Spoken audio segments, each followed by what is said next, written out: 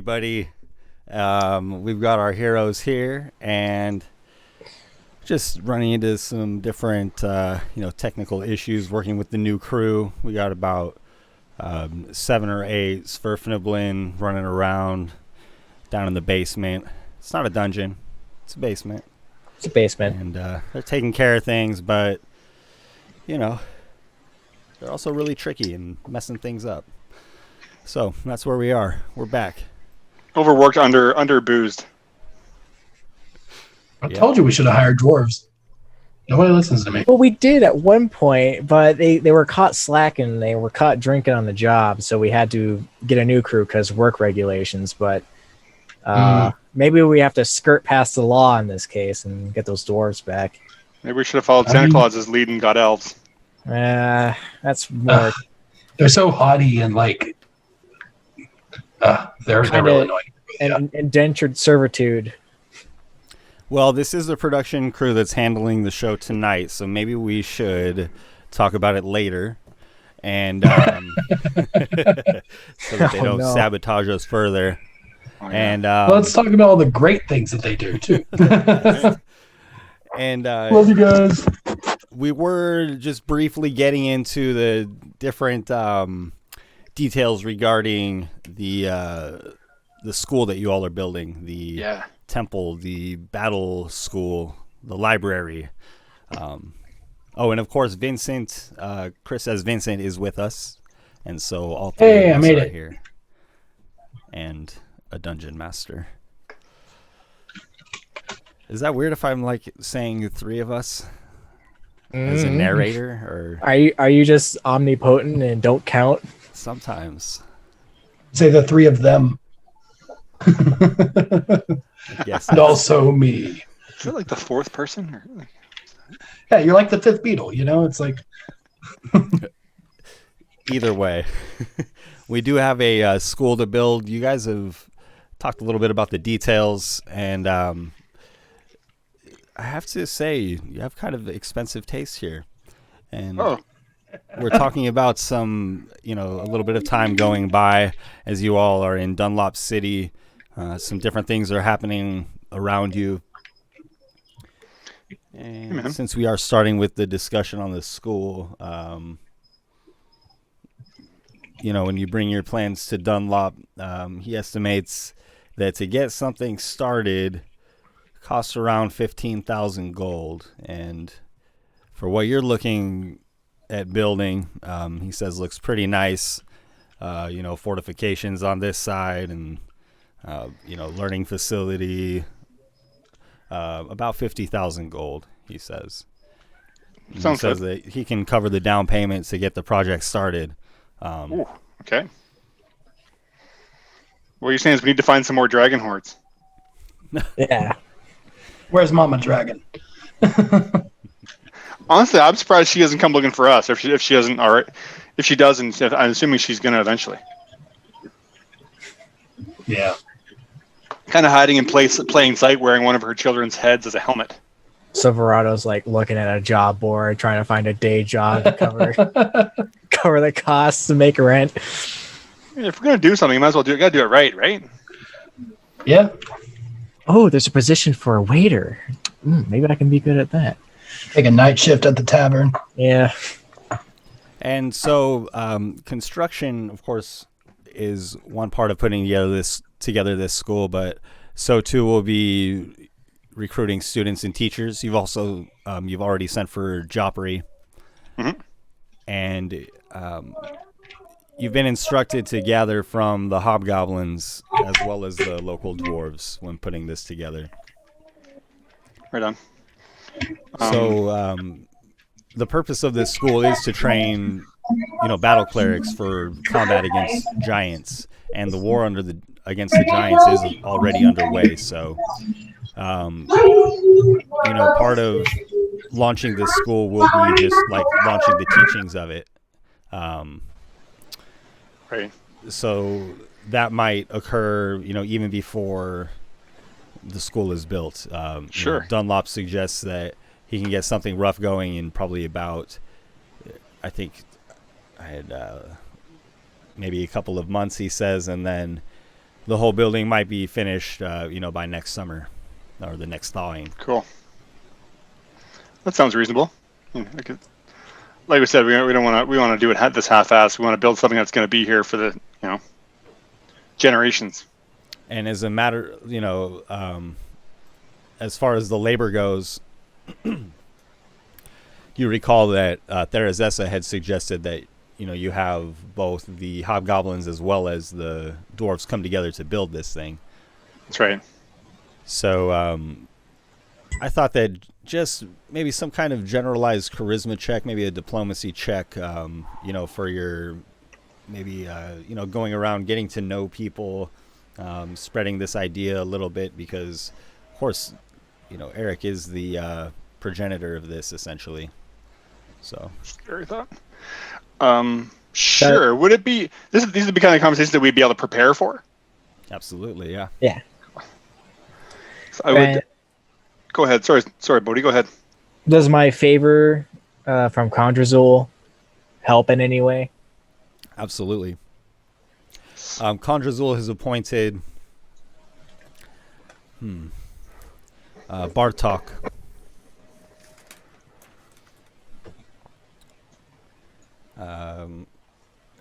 to head up the building of this temple on behalf of the hobgoblins as far as their labor goes. And it's Bartok's understanding that they're to gather some trees from the Elbow Mountain range, and that's as far as Condrazul told him, and he's looking to you to lead.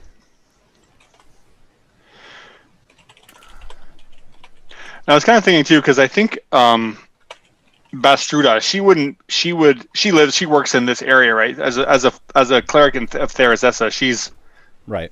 She this was is her left in home. charge of the temple at Dunlop City, right? When most of the battle capable people marched north. So I kind of feel like, and you guys see what you guys think too, but I kind of felt as though she's the one that I would trust the most, more so even than Dunlop, in terms of having this, because we're one of the things is that there's to be no sort of exploiting the land around this site, no mining, no, like, it's supposed to be like sacred within a mile, I think, or something like roughly that Therazessa said. So I think I would entrust that on Bastruda, that if we're not around, to make sure that those sorts of the key wishes of Therazessa were followed out if we weren't around. Does that make sense? That makes sense, yeah. Bastrulda does have, a certain amount of, respect in the community, being one of the higher clerics. So that's what I was wondering. Like, I mean, she would have more clout than we would around here. I would hope. She would, but this is still your idea, and so as you will. That's true. Go about the hobgoblin camps, getting to know the various, leaders in their community. Just make some kind of maybe diplomacy to represent your. So as I go to these meetings, I would definitely use that enhance ability for, like you said, charisma, to help bolster my resolve and being able to talk with some of these groups. Would that be right? Yeah, that makes sense. Cool. So I can totally, but it would ultimately just be like a shoot. I'm trying to find my sheet. I had it right here. Sorry, there it is. This is more persuasion than not intimidation. We're not trying to force anybody to do anything that they want to do. Work for us. Yeah. Cool. Let's try this. So this is persuasion at advantage due to enhanced ability for charisma. I'll be right back. Rolled. Come on. That's 16.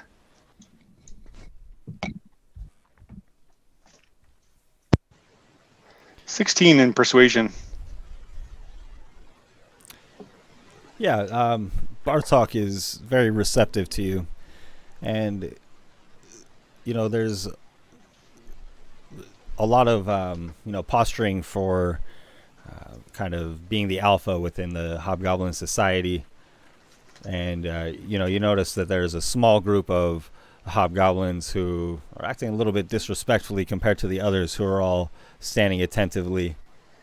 But that might be something that can improve over time, or something along those lines. Singling them out right now might not be the best approach. But it seems like, I mean, obviously, we're trying to develop these relationships between the dwarves and the hobgoblins, which was probably pretty. There's a lot of friction between them. Yeah, and then part of that was also their leader, the hobgoblin leader, and his desires, manifesting, and those desires didn't necessarily align with hobgoblins, the traditional hobgoblin society. So, some of that, in some respects, they're glad to be under new leadership, but then again, Kai Tank was a powerful leader that was, leading them to battle a lot. And now there's a good number of them, who are sitting around here doing what they would consider to be perhaps more domestic, less exciting, less glorified things for sure. They would much prefer to be in on conquest. Yeah, that would be fair to say. Absolutely. Right on.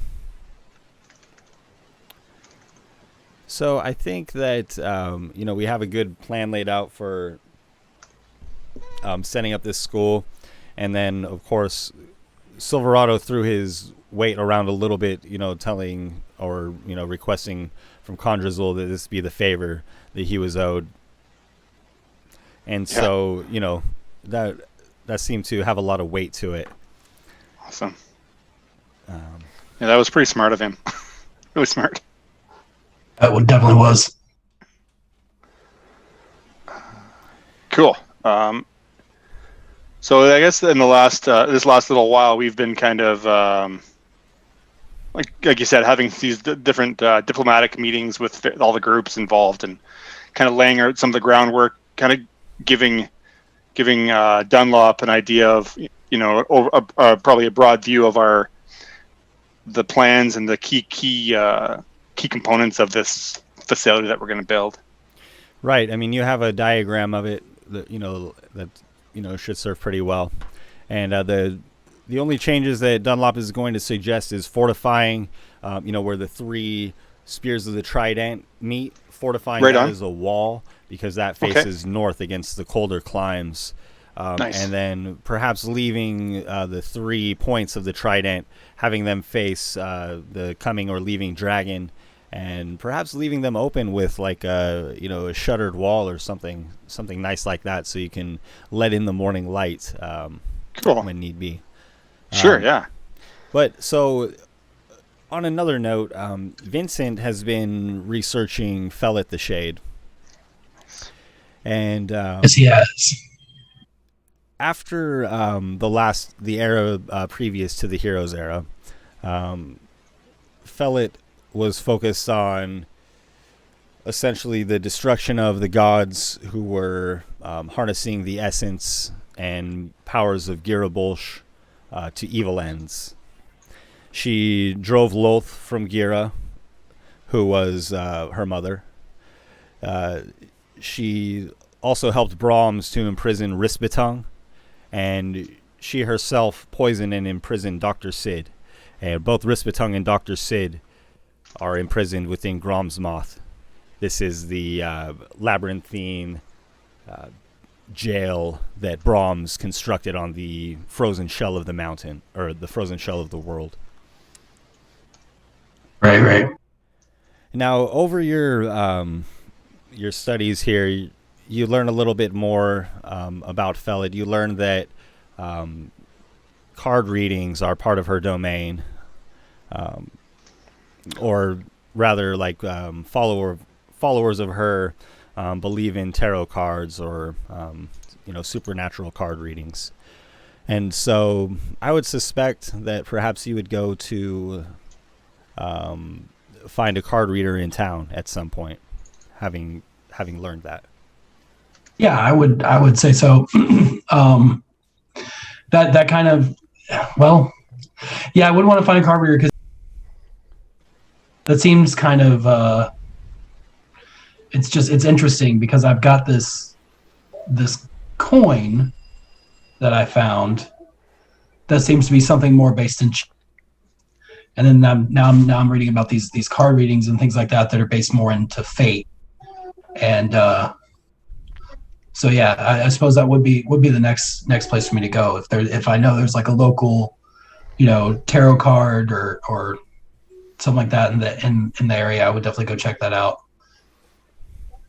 One of those purple neon psychic signs, palms red, tarot card. It is absolutely out of a private residence on the slope. And an older lady, an older dwarven woman, runs this out the side of her storage shed here. She's fixed it up very nice, and when you go in, you recognize the smell of the incenses that are burning. Is incenses plural or is it incense? I don't know. I think it's just incense. I think it's self-pluralized. It's like moose.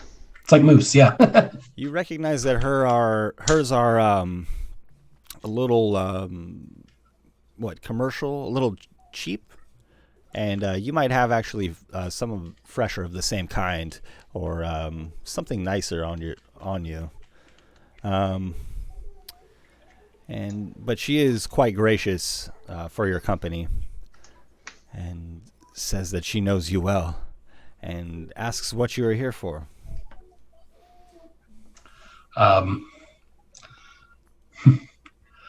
Well, I was kind of hoping that you could tell me that. I've been doing some studies and some reading, and everything I've found thus far seems to be pointing in this direction for some reason. And I have a sneaking suspicion that you might be the one to tell me which direction I go from here.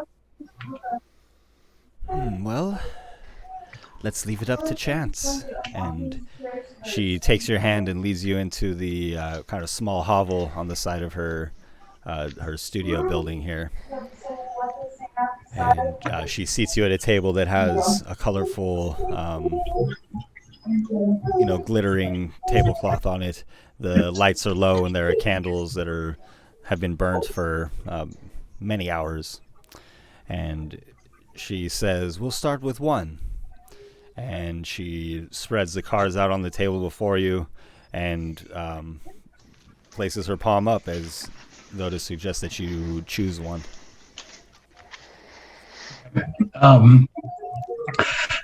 As she's setting up, I will take that sort of moment to reach in my pocket and sort of run that coin between my fingers again.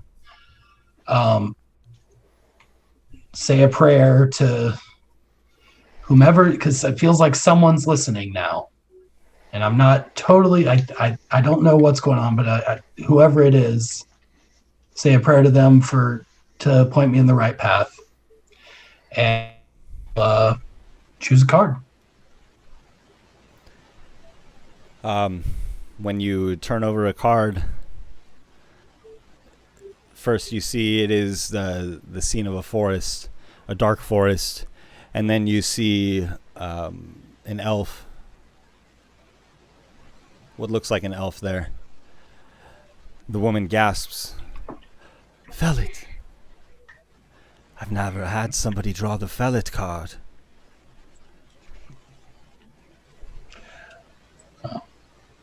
Dear grandmother, I believe that I am probably quite full of surprises. Oh, I've heard of you, Vincent. But I'm sure you are.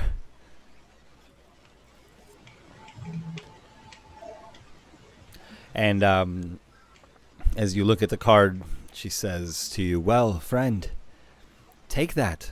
Take it into the deep woods. Take it to a dark canyon. Into the shadow. Set it on fire. And throw the ashes to the wind. If you are prepared, and if by chance you found the right place, she will send you a message."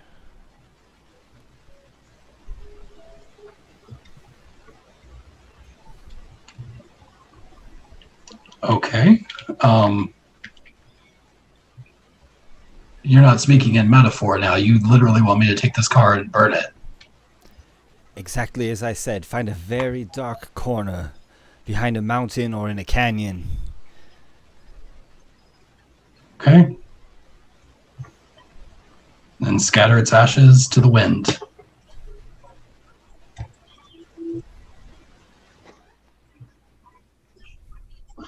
I take the card. Is it a one card read, or like is that everything? She says, sometimes I do 3 or 5, but I think that we know what we need to know. Would you like to do 3? Well, I risk muddling the story of the cards. You're the expert here, so I will I will take your professional advice. If you believe that we've sort of hit the nail on the head with one card, then maybe it's best that we leave it at 1. I think that is as far as my abilities will take us.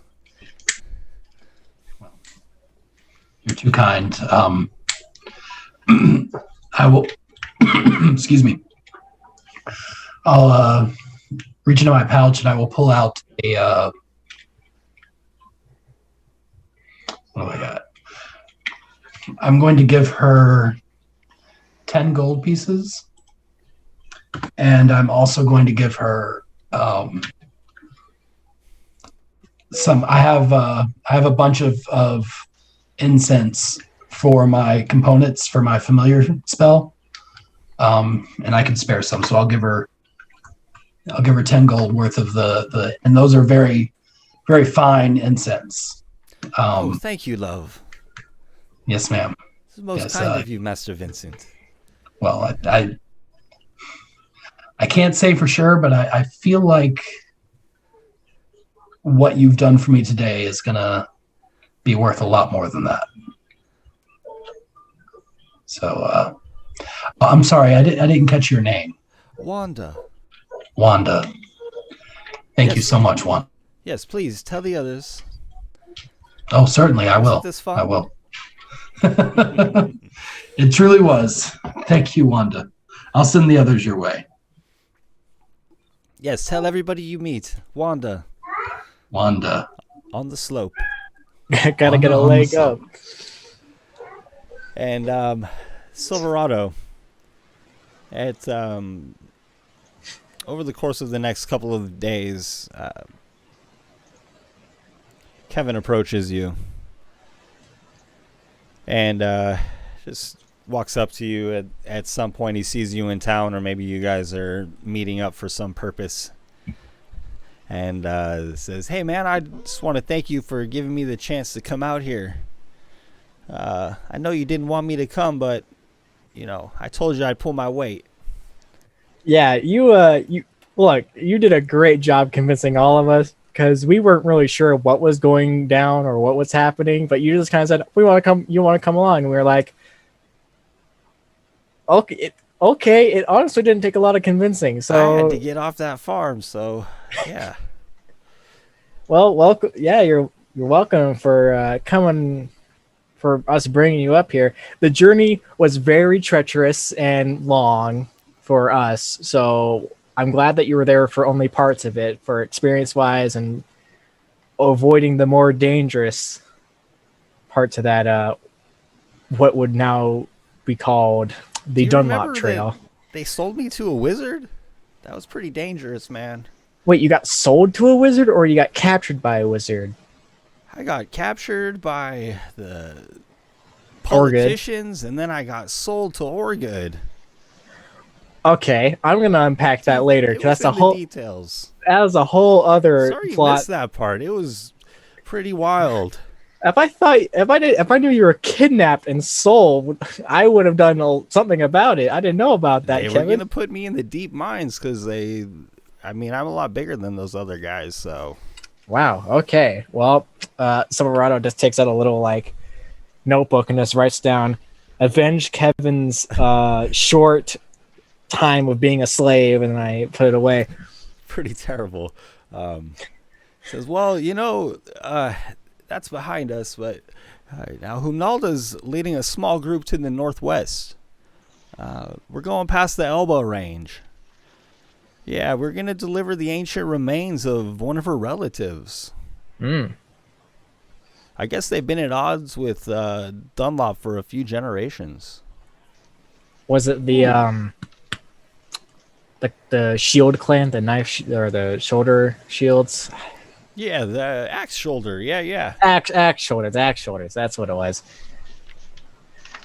Well, I don't know what I'm doing with Vincent and Eric. We're just kind of just hanging around for a bit, but you've conveniently reminded me of something I've forgotten about. And Silverado takes his bag and he pulls out a +1 dagger, a magical dagger, and I hand it to him, handle first. And I say, here's a backup weapon. Always good to have one. I got my fist, so I don't really need it. But I want you to have this. It won't break under any circumstances. So I can inscribe it with like trusty or given, I don't know. Do whatever you want with it, honestly. Wow. Thanks, Silverado. That's nice. Yeah, and I'm going to give you this. And it kind of pains me to give this to you, if I'm honest. Because I like the possibility of having it, but I feel like you would benefit more. And I give him the ring of animal friendship. Whoa, are you sure? Yeah. This Conjurzul got you out of that one spot? This saved your life. Yeah, a couple of times it did. It has a nice story behind it. It was given to me by Conjurzul, who you know is a hobgoblin warlord, who we helped make a coup on the other warlord and put him in power. And he gave me that as a token of his appreciation, I believe it was. I don't want to say friendship because it seems like I'm just giving away something that he cared deeply about. But you're re-gifting? With that, I guess, yeah, I guess I'm regifting, if I'm honest, Kevin. I mean, if you find someone who can use it more, that's all right. Look, man, with that ring, it's going to be a trip for you. You can talk to animals now. It's crazy. I've always kind of wanted to talk to Kingston. Yeah, it's a trip, all right? You can talk to rabbits and they say stuff about like nuts. Birds are flapping, looking, saying like, "Where's the worm? Where's a worm?" Hey, Silverado, are you going to be hanging around these parts a while? So I figure I'd see you when I get back. Like I said, I don't know. I might be here for a bit. We're trying to build a school right now. Yeah. And I'm going to teach at that school when it's done being built or while it's being built. I'm not really sure. But I would imagine this is going to be like the base of operations. Oh, okay, good. Yeah, I mean, I'm going to be gone in probably like 20 days, but we've got a pretty good company, so, I mean, it sounds like should be a piece of cake, and then we'll be back. There's the confidence I see. That deadly confidence. I pat him on the back. Well, while you're gone, I'm going to be learning how to make alcohol and blowing myself up in the process, stabbing magical artifacts with a knife to see what happens, flinging myself at, I don't know, a dude. I hope that I can get to work on stuff like that. Humnala said that I'm part of this thing, the B team. But, the B team. I'm glad it got around to you. And anyways, at that point, Kevin will, bid his farewell and thank you again kindly for the ring. Silverado, I really hope you're around when I get back. Yeah, I hope I don't die. That would be nice. Yeah, don't do that again. I tried. My god will die if I do it. If I do die. He doesn't question that at all. He just walks. This sounds really foreboding, so please be careful. Look, last time I died, horrible. Don't recommend it. But I'll stop you. I'll stop stopping you now, and I'll let you get on and scatter some ashes or whatever you're doing. Yeah, I think you kind of lucked out getting frozen solid by a dragon. That might be like one of the easier ways to go, and then. No. Yeah. No, I felt the claws ripping into me. I felt it bite me and almost tear me in half. Yeah. No, It was horrible. I had nightmares. I still have nightmares. I'm not trying to undersell it, Silverado. Kevin looks a little bit horrified. Adventuring, man. It's a good job. Woo. It pays great. Yeah, pay's not bad. We just spend it all. That's all. Yeah, you're poor all the time, Kevin. You get money and you spend it. You live paycheck to paycheck. He says, "Hey, and just say thanks to Eric and Vincent, and I'll see them around." Oh, nice. I will pass along the message. And hey, when that school gets built, I expect you to be in my classes. All right. All right, that sounds good. I'll give you an unfair advantage over everyone else. He kind of looks into the sky with wonder for a moment, thinking about the possibilities of perhaps the power that he can achieve. Silverado doesn't really know what he's going to do for the class that he's going to teach. It's mostly going to be winging it, but over the next couple of days, he'll write down whatever he can remember about his lessons in fighting and tactics and stuff. Like, his writings are very very informal and not structured in any way. It's like, I kind of remember that my teacher told me to do this with a short sword. I don't fully remember, so this might be the right way. He was taught like 200 years ago on how to use a sword, so he kind of remembers, but it's more instinct at this point than it is lesson based.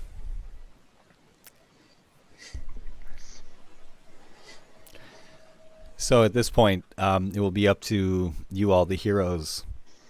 Some different things are going on. I do have one thing I want to do though. I go and find Vincent, wherever he may be, and I go and ask around where Eric's at. Get the gang together real quick. Nice. Yeah, man, what's up? Hey, I assume Eric's also with us at this point. We found him. Sounds good. Sounds good. Hey guys, I got this magic rock that we blew up, and I want to see what it is. And I was told there was a wizard that we could go to and find out, what it does. And I wanted to bring you all along for it, just in case it's cursed or something. I don't really know. And I have a very important matter that I need to discuss with both of you. Okay. Sure. What's our name? We don't have a name. I guess it could be the A team because there's a B team. It was the dwarf squad because there was a bunch of dwarves at one point, and we all know dwarvish. But I mean, I don't know dwarvish. You don't know dwarvish? No, man. I thought you knew dwarvish. Common and celestial. That's it. Really? Yeah. I thought that was the reason that we had the dwarf squad, because we all could talk in dwarvish and it was fine. Really? I thought we just called the dwarf squad because we had a whole bunch of dwarves with us. Yeah, that was also the other reason. But That's what I thought it was. Well, that was the only reason. That's what I thought. Okay. Man. For me, I thought we all knew dwarvish. Never mind. Strike that off the record. So is our name just the A team then? The local A team for Dunlops? That we all have. I feel like we're bordering on copyright infringement. Yeah, Yeah, that feels like I feel like that name's been taken. That's why we have to get a new name, because we each have individual titles, right?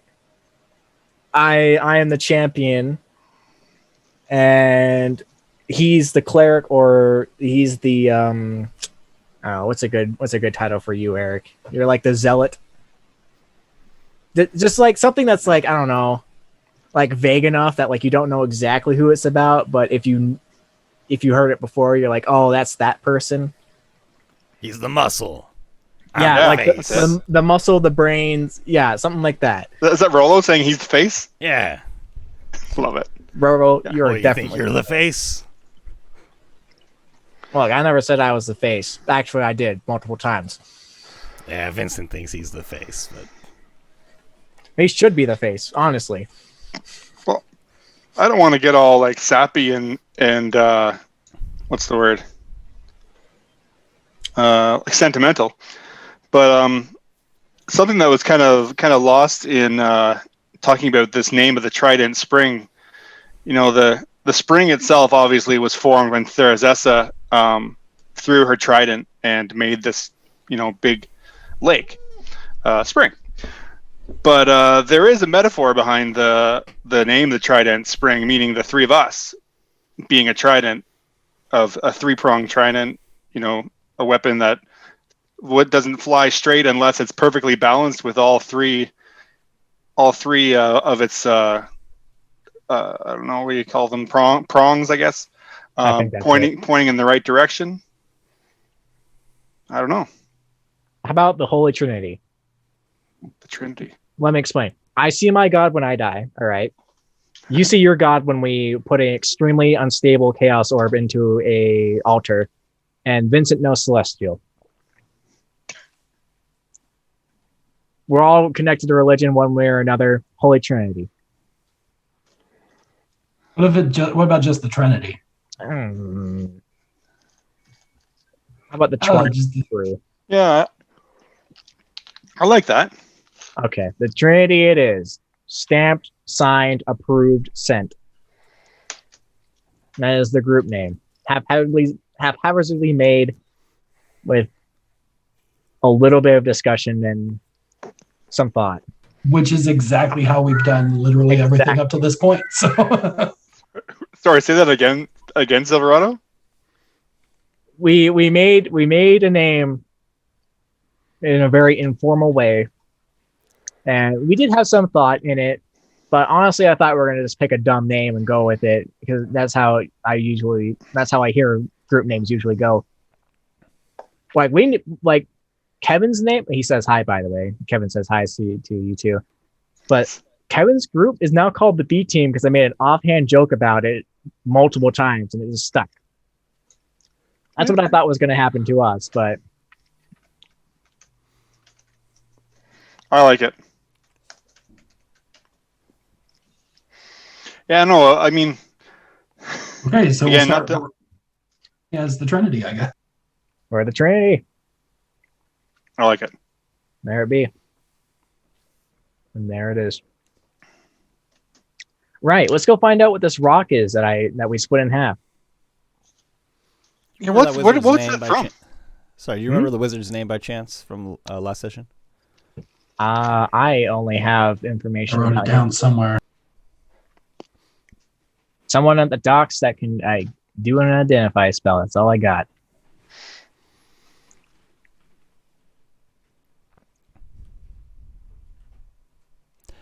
Well, if you go to the docks where this wizard is said to reside, he has a small shop. The shop says,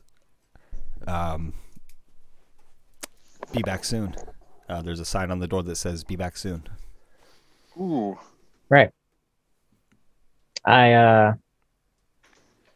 What's the stone from, Silverado, that you have? I don't remember this. It's from okay, so I don't think I told anybody that where I got it essentially or when I got it, but it's a somewhat magic stone from Deathida. And without Vincent knowing, I told him, hey, let's go try and see what this does. And so we shot it with magic and it deflected the magic. It's like, oh, cool, magic shield. Great. And then I held it against my chest and we shot it again to see if it would work again. And it broke in half. And it was a gift from Deathida. So we're like, okay, how do we fix this? And Vincent used some magic and put it together again.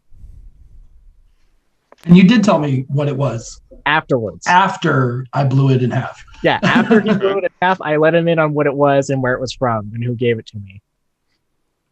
Okay. So now, if the pattern follows, something bad is going to happen to the stone now that you know. Now that I know? Yeah, that's the pattern so far. Okay. Well, you've probably taken the stone to the right place, but the wizard is out, unfortunately. Did I ever get that Ever get that You that guys little commissioned magical items from Deathada, right? Yeah, I did at least. And so did Vincent, I believe. I see. I did. Oh, I think that's me. Periap of Proof versus Poison. Oh, okay. I was gonna say I don't think I have any outstanding like items or anything. I think I have everything I've ordered from anyone. And my fly statue made of ebony. Well, I'm happy to visit the wizard and see what this stone does shortly. Several days, we'll just say about a week has gone by. Does that work for you guys? Yeah. Yeah, sure. The various preparations and going-ons of town. You guys also... Go ahead. Oh, I'm sorry. I just wanted to ask a real quick before we jump ahead a week. I lost my page. Going back in my notes here. The location that was described to me by Wanda on the hill or whatever her name was. The valley, the dark valley. Yes. Behind the mountain kind of thing. Did that description remind me of any, or did it sort of trigger any area in this immediate vicinity around where we've been or something like that I feel might match that description that she's referring to? Kind of like the first thing that pops into your mind, sort of deal. Like, is there something like a darkened cavern type area? Well, we know Like where in these mountains behind Dunlop's, Well, or I in would say the that, vicinity. various kinds of settings would come to mind, but what might kind of stick is the scar upon the land, which is said to be a deep cavern cast in shadow, if you were looking for a truly dark place. However, what Wanda was describing was more of a naturally dark place, like a dark spot of a canyon, or on the dark side of a mountain. Is that the valley below the valley below Dunlop's Tavern? Is that the same place? The scar upon the land, yes. It was essentially a valley with a river, and then as the river was lifted, then the wall of Anam was formed, and there's basically this large region of upturned earth, rock. Because Condrazul told me that there may be he has intelligence on another Mother's Pearl in the valley below Dunlop's Tavern. Oh, I think that would be referring to, because he gave you intel on two of them. He said, that's right. He pointed down towards like the confluence of the rivers. Yes, that's right.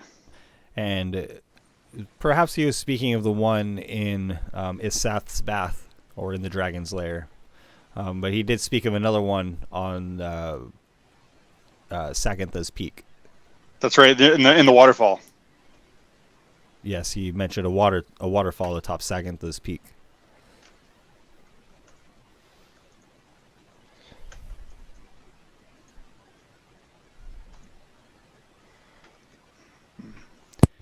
And so you guys also have a house.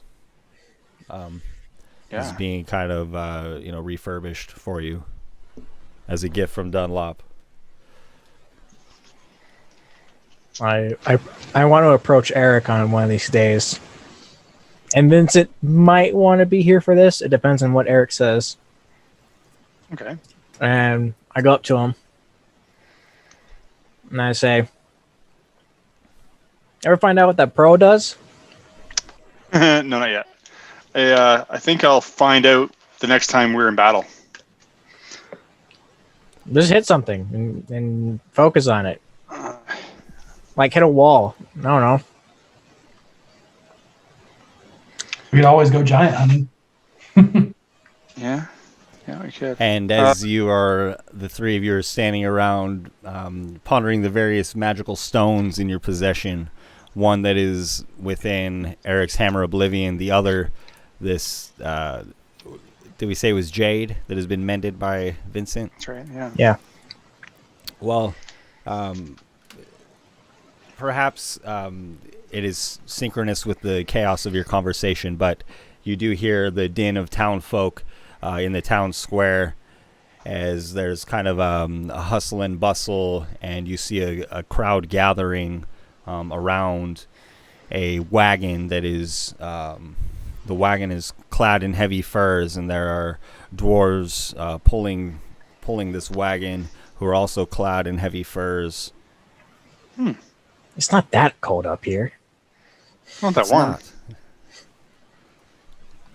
What a bunch of wusses. And so you Yeah. see people from Dunlop City approaching, and there are about 6 of these heavily clad dwarves just covered in furs. You can barely see through the hoods to their faces, and they're standing around this wagon that they have drawn into the center of town. People looking in, kind of whispering in hushed amazement, and then they'll kind of step back to say something to a friend. Hey, Eric. Now, this is might be my paranoia going on, and Vincent, you may remember this, but we've had a similar thing like this happen before on a farm where a wagon rolled up and we couldn't identify the people, and they turned out to be hobgoblins with chickens that petrified stuff. So I'm going to be ready to fight real soon, and I figured you might want to be ready too. Oh, I forgot about the petrified chickens. Yeah, they almost took a dude out. Okay. So I just kind of use I just take my staff out and I kind of use it as like, I don't know, walking stick, just so I can have it ready. Not outwardly aggressive, but As we approach, does anything look kind of similar to what? Does anything look like it might be in disguise of something else? Would you like to make a perception check? I would. can I make one too? Yes. Since I'm suspicioso. Sorry, I didn't mean to roll. I rolled 7. I got a 23. Silverado, you see the faces of dwarves just kind of covered in soot, but their skin is pretty pale. And you see their gnarled knuckles, their gnarled faces as you all approach. Eric, you're having a hard time getting a read on what kind of people these might be, but as you guys are kind of getting a little bit closer, you also see a faint red glow coming from within the cart that is heavily clad. Ah, yes. Necromancy. My favorite. Can I cast Detect Magic? Yes. Better.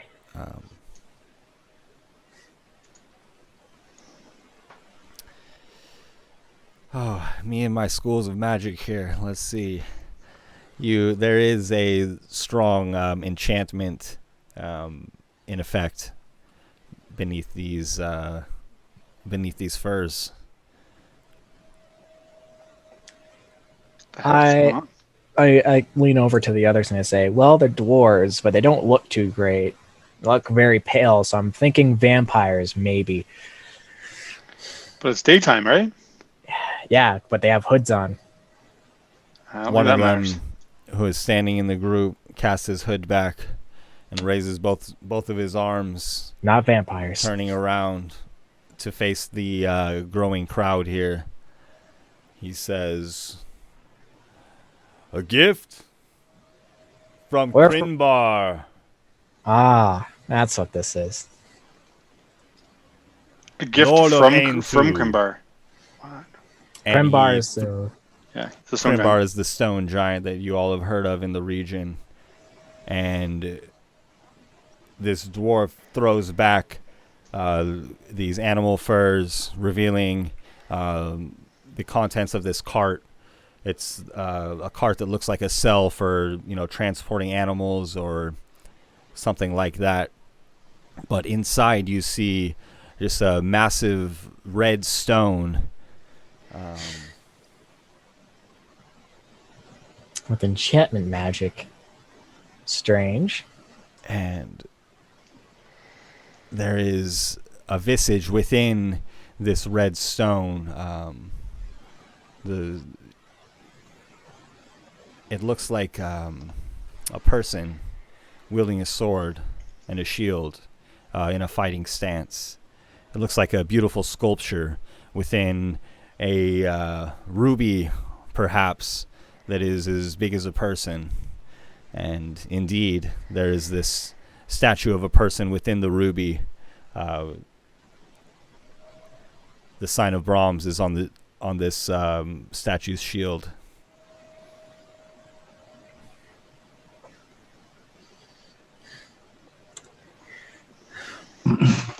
I'd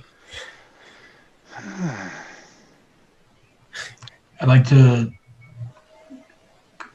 cautiously approach, not like right up face to face with them, but just get a little bit closer.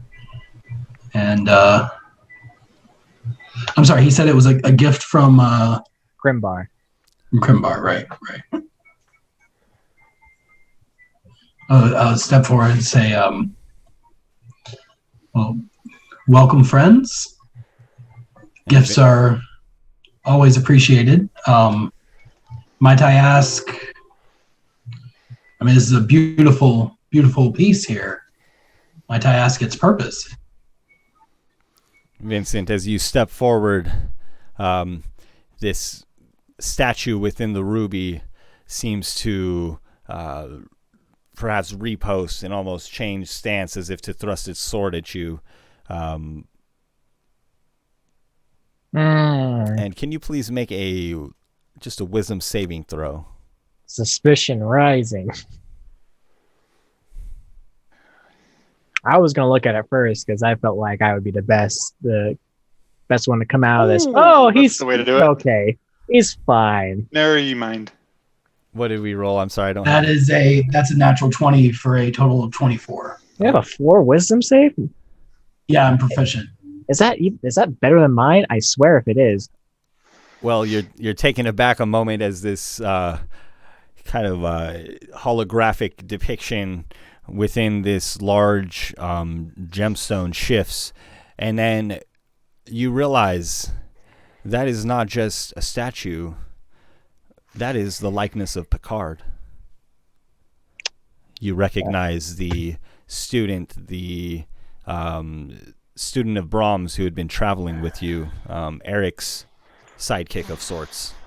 When I hear this, I definitely would perk up. I walk up to the guy who put his hood back. Staff still upright as a walking stick, and I go up to him. I was like, "Cool stone. It moved, and that's pretty neat." How long did you journey to get here?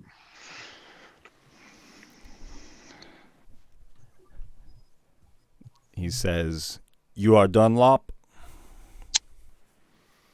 We speak for him. Yes, we are his cohorts. Trusted friends. Tell Dunlop this piece of art is for him. Mm-hmm.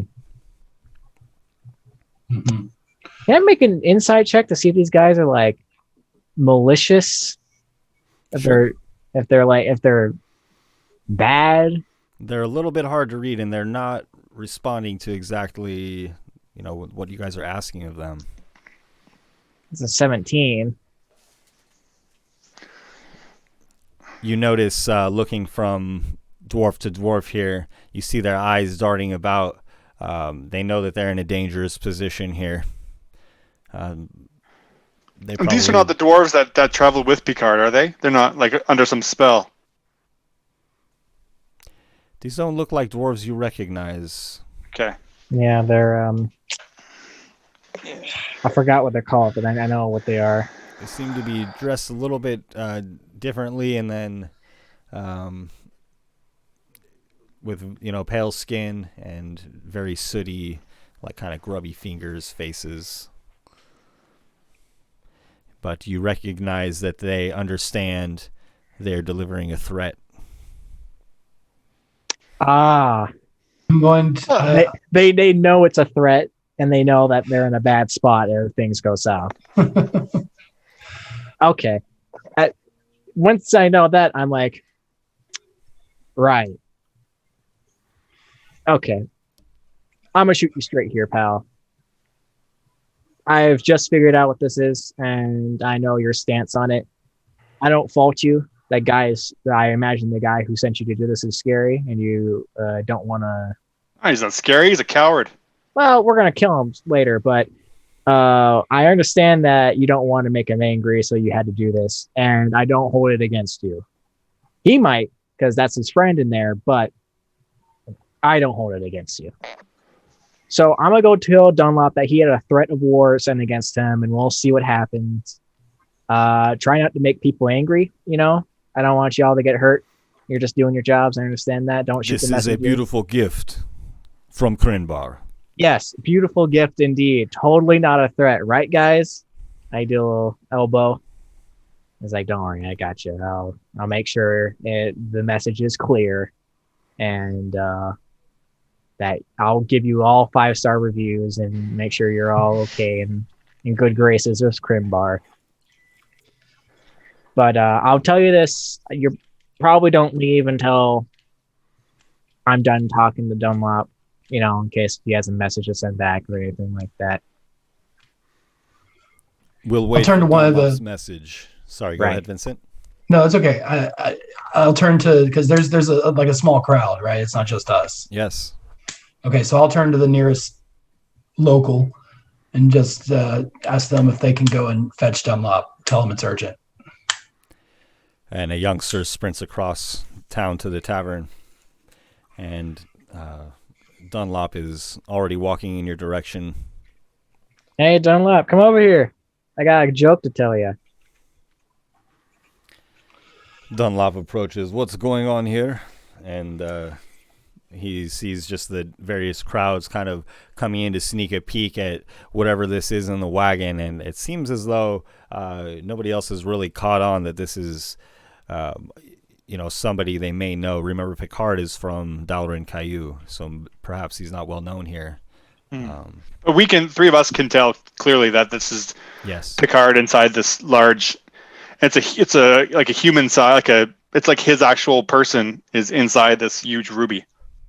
Yeah. I take the bead around my neck, and I say into it.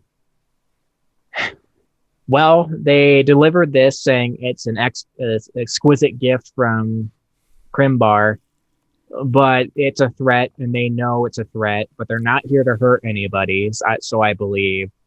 And I told them that you would probably want to send a message back or something like that, so I figured I'd fetch you and tell you all about this, and I hand him the bead so only he can hear that. So the crowd doesn't overhear. Waits patiently as there's a little bit of commotion in the crowd as they're looking at this piece of art.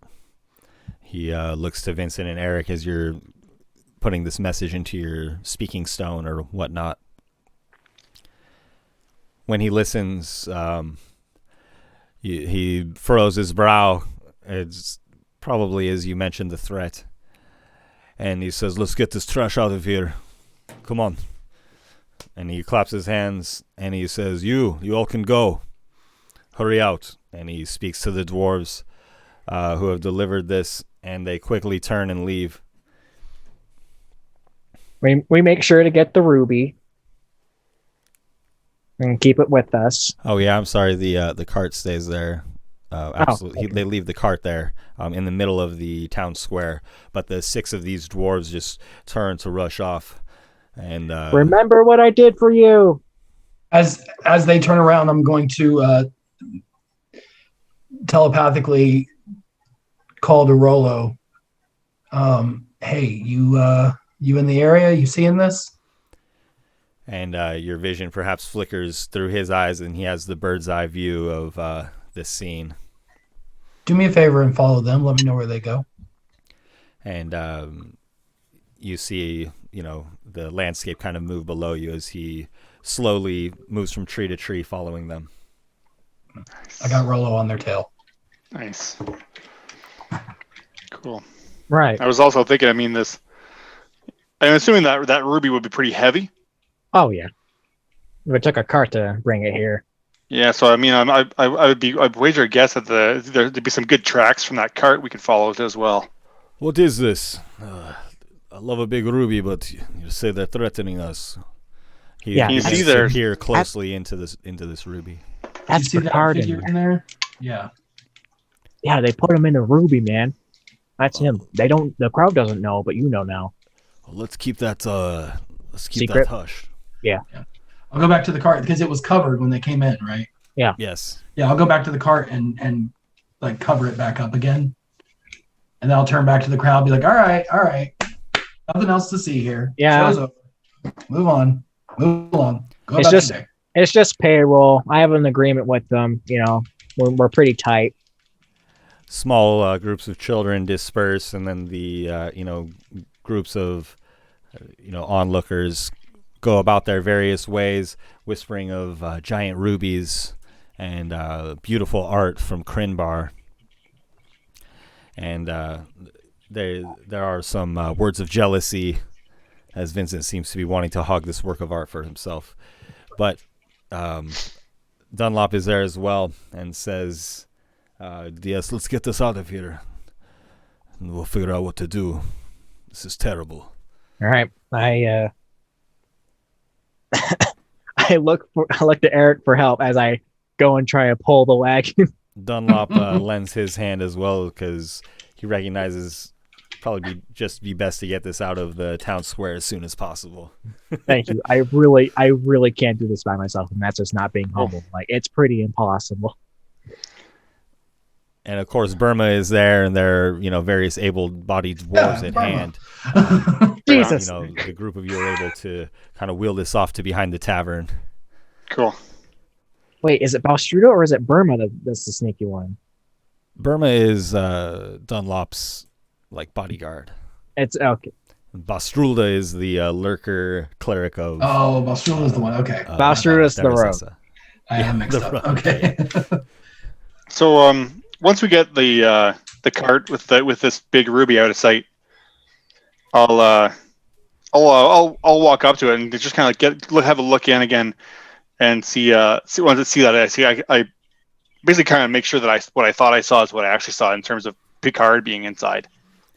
It is Picard, and it's a very lifelike look that is on his face. So it looks as though he is actually inside the stone, like encased inside of it in some form. yes, this is like no art you've ever seen. It's probably him therein, although it's strange because his visage does seem to change from different angles.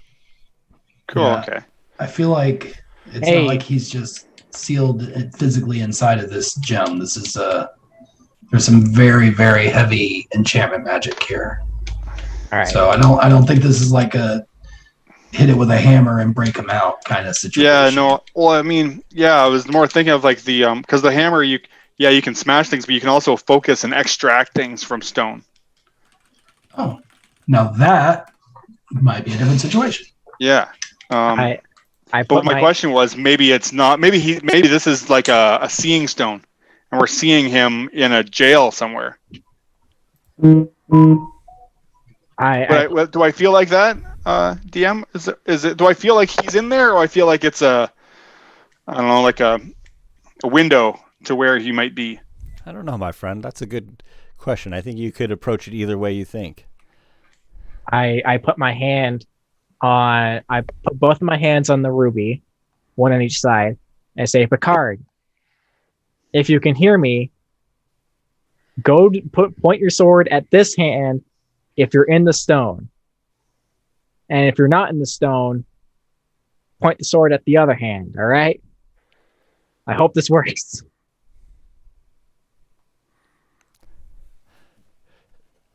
There doesn't seem to be any response from Picard. Picard, it was such a good idea. What? And that was a good idea. But no, that's good though, because that means that he's not, if it is a seeing stone, it's only working one way. And if he is in there, then he's trapped in some sort of He's not seeing through. He might be in like a pocket dimension of some sort or something. And he can't hear us either. Vincent, as you're able to get a closer look on this, or a closer look at this, obviously it is an enchantment of sorts. It's probably also drawing from transmutation. Okay. So it's enchantment. It's enchantment and transmutation on here. So that means. Well, with transmutation, it's kind of like manipulating physical properties of items and people. I can take a pretty good guess. I'm sorry, what's up, Silverado? If I were this man, pointing another man into a giant ruby, what I first would do is that I would change the man's skin to stone, then have a wizard transmute that into something else, like whatever the statue's made out of, and then use the enchantment magic, whatever that may be, kind of like a soul stone of some sort, maybe, and just kind of stuff them in there until it works, and then make it real hard for him to get out, because it's powerful enchantment, right? Might take a high power level wizard or someone who knows like a high level of dispel to take him out of there, maybe. That makes a lot of sense, Silverado. Yeah, I think that's our best option is a strong dispel magic spell, which I unfortunately do not have. Well, it's time to find the wizard. The other one's out of town right now, or out for lunch on his door. Remember, guys, how remember those what they call the Dream Weavers or the Dreamwalkers? The Dreamwalkers, right? They used to encase people on their own person, right, in the stones of their body, right? Yeah. Vincent was petrified. Change that to, or maybe that's just what the structure of the statue is, and stuffed him in the rock. So this seems similar to what happened to Vincent, but on another level. Would that be right? It's what happened to Vincent and another level on top of that. Yeah, no, I just want to ask the DM. I think there's something of a similarity there. Yeah. I'm going to cast Enhance Ability on myself for intelligence this time. Don't you have 19 intelligence anyway? Yep. And then I'm going to use an Arcana on it just to try and see if I can get a sense of what's going on. Maybe I can get a sense of how to reverse whatever's happened. Okay. Something like that, yeah. Sure. I see Eric going for it, so I pat him on the shoulder and give him guidance. I see him casting the spell. I was like, oh, here's something going off. Sure. So you got a D4 with you. Oh my gosh, I can't roll with a crud. Well, D4. You can make it a 16 and make it worthwhile.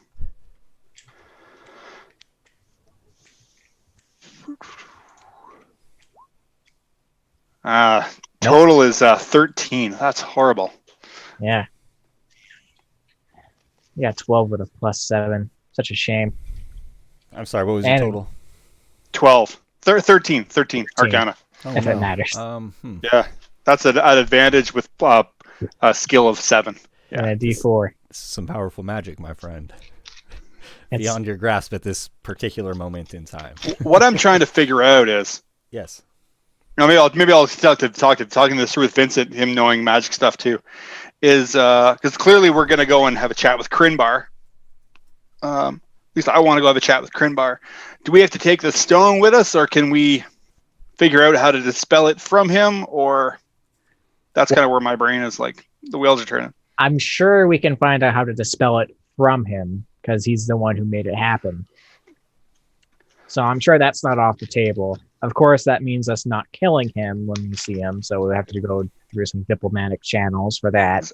As Silverado's talking, I'll kind of give him that look I want to hear what Vincent thinks about this. All right. This is my buddy inside. I've been kind of trying to figure out how to get him out of here. So Ra's let's just hit it with a hammer or shove it down. I'm thinking through it logically here. I know.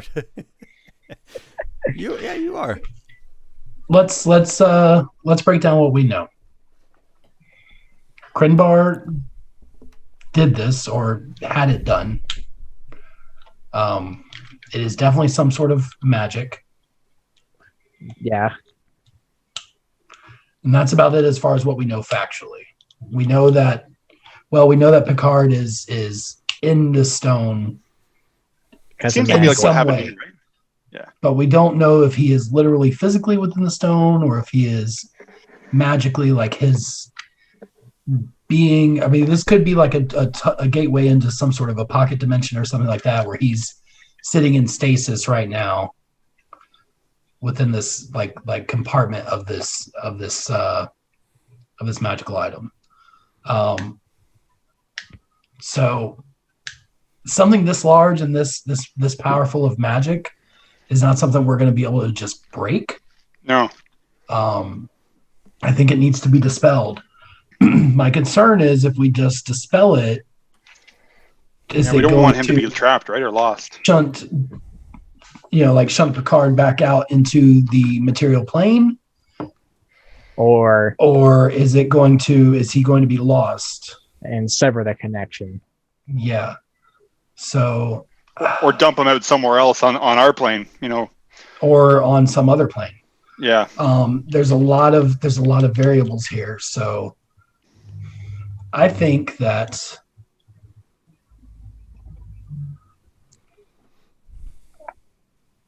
I have an idea. I think we need to bring a gift to Krenbar in return. Yeah, I like that idea. I like this idea, and then I also liked Silverado's idea of visiting the wizard.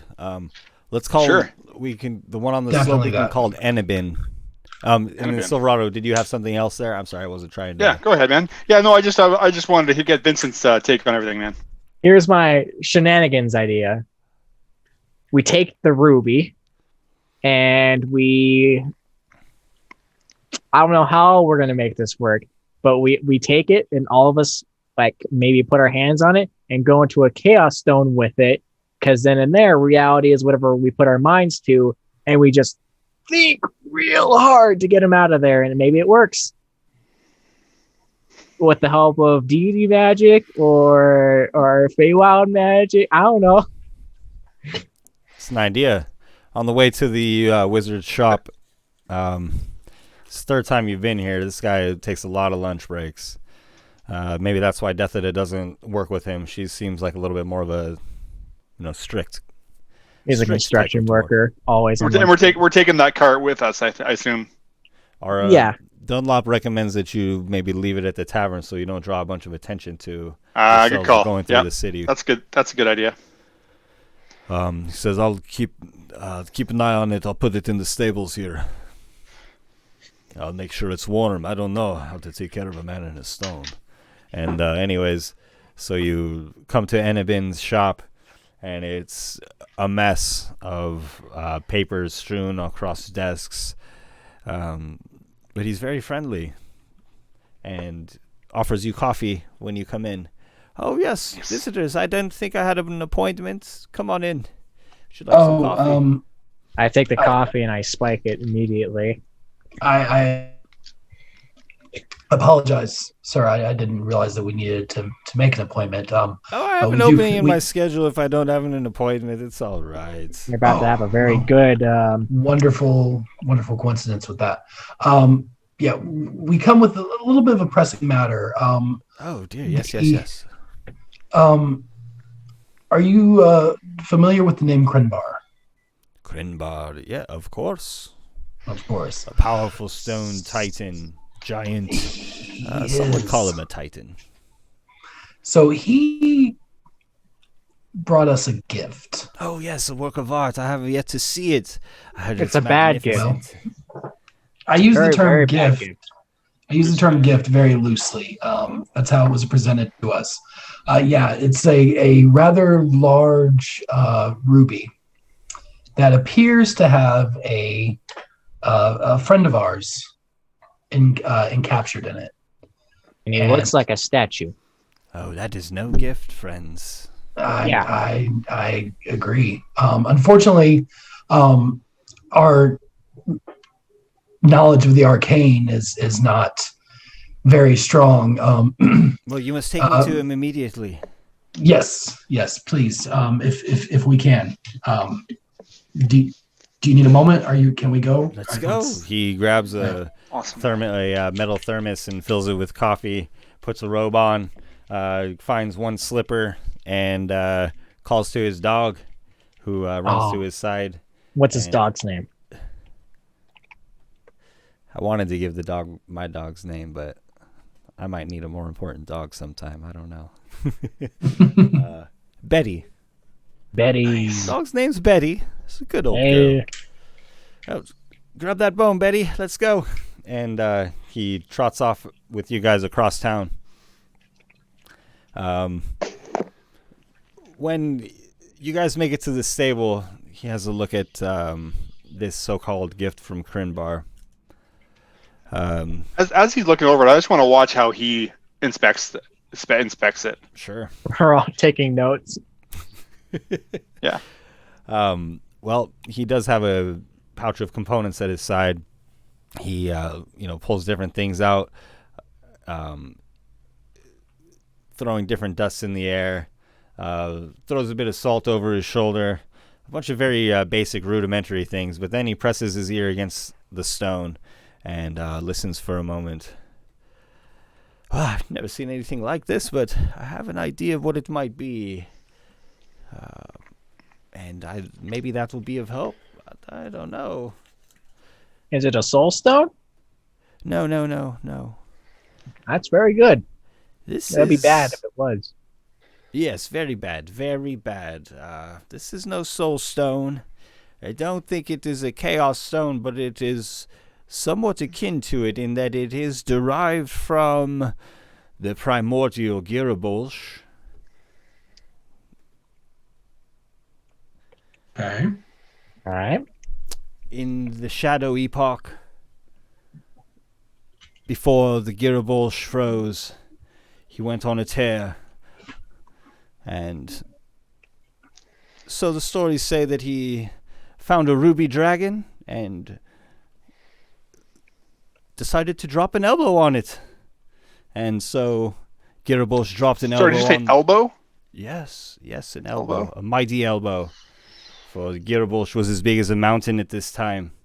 Right. He found the ruby dragon swimming in a lake, a molten lake. And the Girabolsh dropped an elbow on the dragon. The dragon was defeated, but affixed to the Girabolsh's elbow. You know that range of mountain they call it the elbow, for a reason.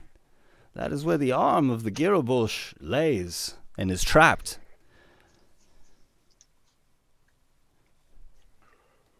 Am I making any sense? So We've heard stranger. Yeah. Crinbar It doesn't make sense, but it makes perfect sense because nothing makes sense. Exactly.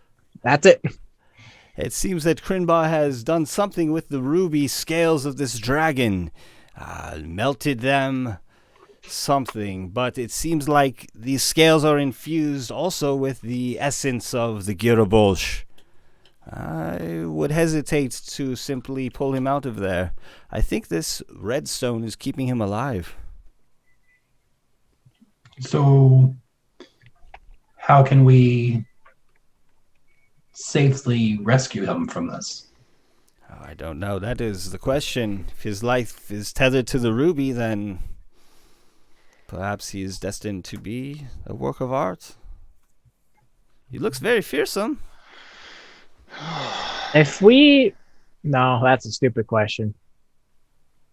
If we chipped away at the stone enough to where we got the outline of his statue, would he still be okay, or will we be chipping away at his life slowly and horribly causing pain to him? It sounds like the second one, but I've never dealt with anything like this.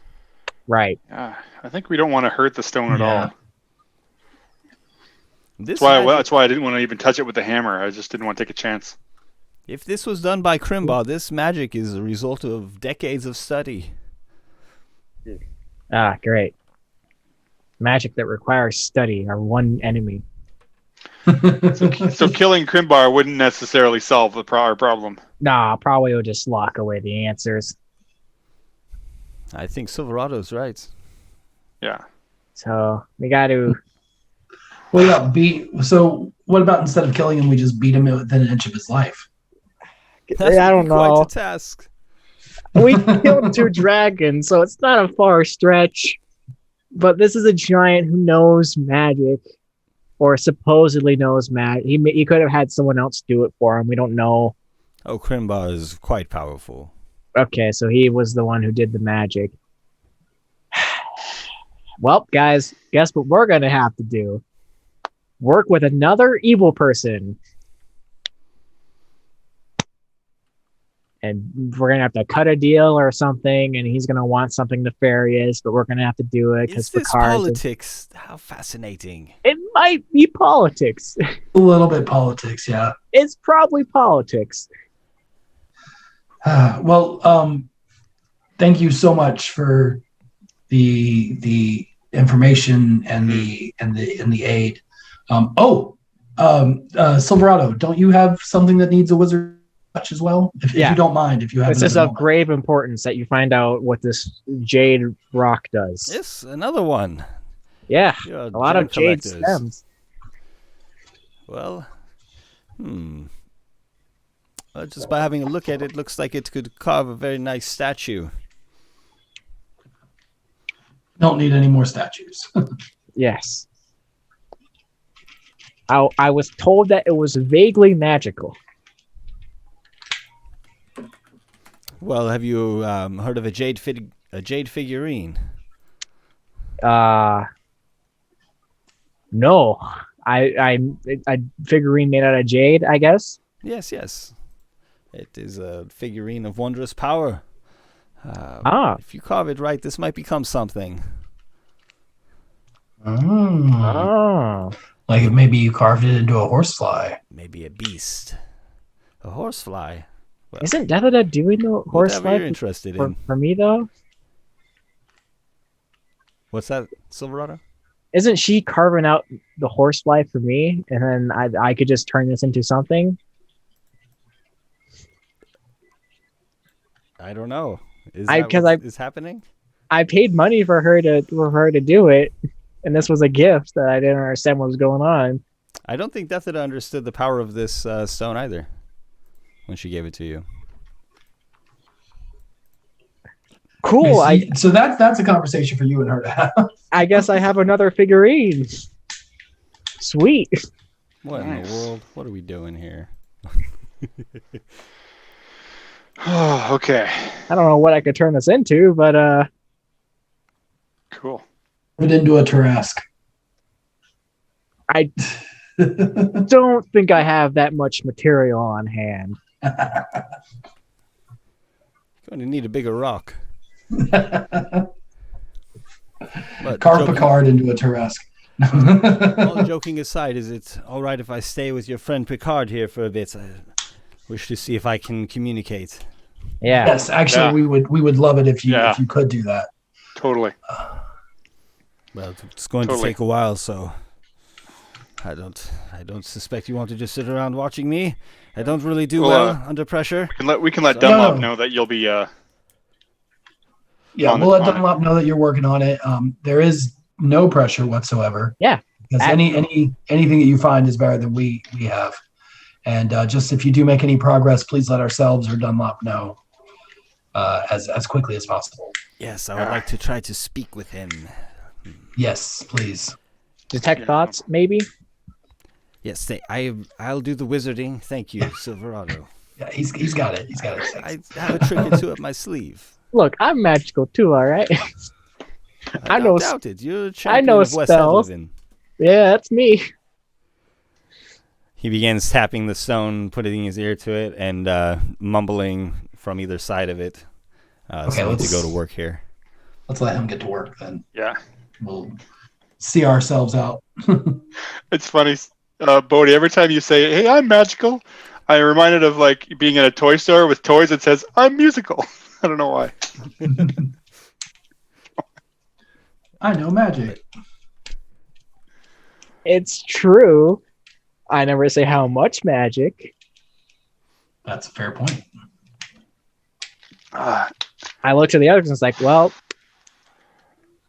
I don't know what you guys want to do, but I'm gonna go figure out what's going on with this figurine stuff. See the progress going on, because it's been about a week and a few days since I've commissioned it. I might go to the Temple of Therezessa and try and see if I can reach out to Joffrey. Now, he may already be on his travels here, but if he's not, see if he knows anything about Crinbar. I thought you were going to pray and hope something happens, but actual communication works too. Yeah. Gosh, I forget the student that Joffrey promoted, but she says that yes, Joffrey should be arriving any day now. Oh, okay, cool. Cool. Thank you for. I appreciate that. That's good. Cool. Man.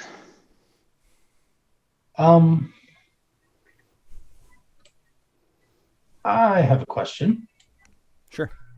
Looking at the map here, about how long of a journey is it from Dunlop's to like the backside of the Delrin Caillou Mountain, like back in this area? Like on what would be the dark side of it, if like the north side of it, essentially? Yeah, like behind where the sun would set on the other side. We're about a day's It's like travel, the east side. about 40 miles or so. Okay. Are we you guys are doing some work on some other things? We don't have any immediate business coming up. We're not heading out of town in the next day or two, are we? No.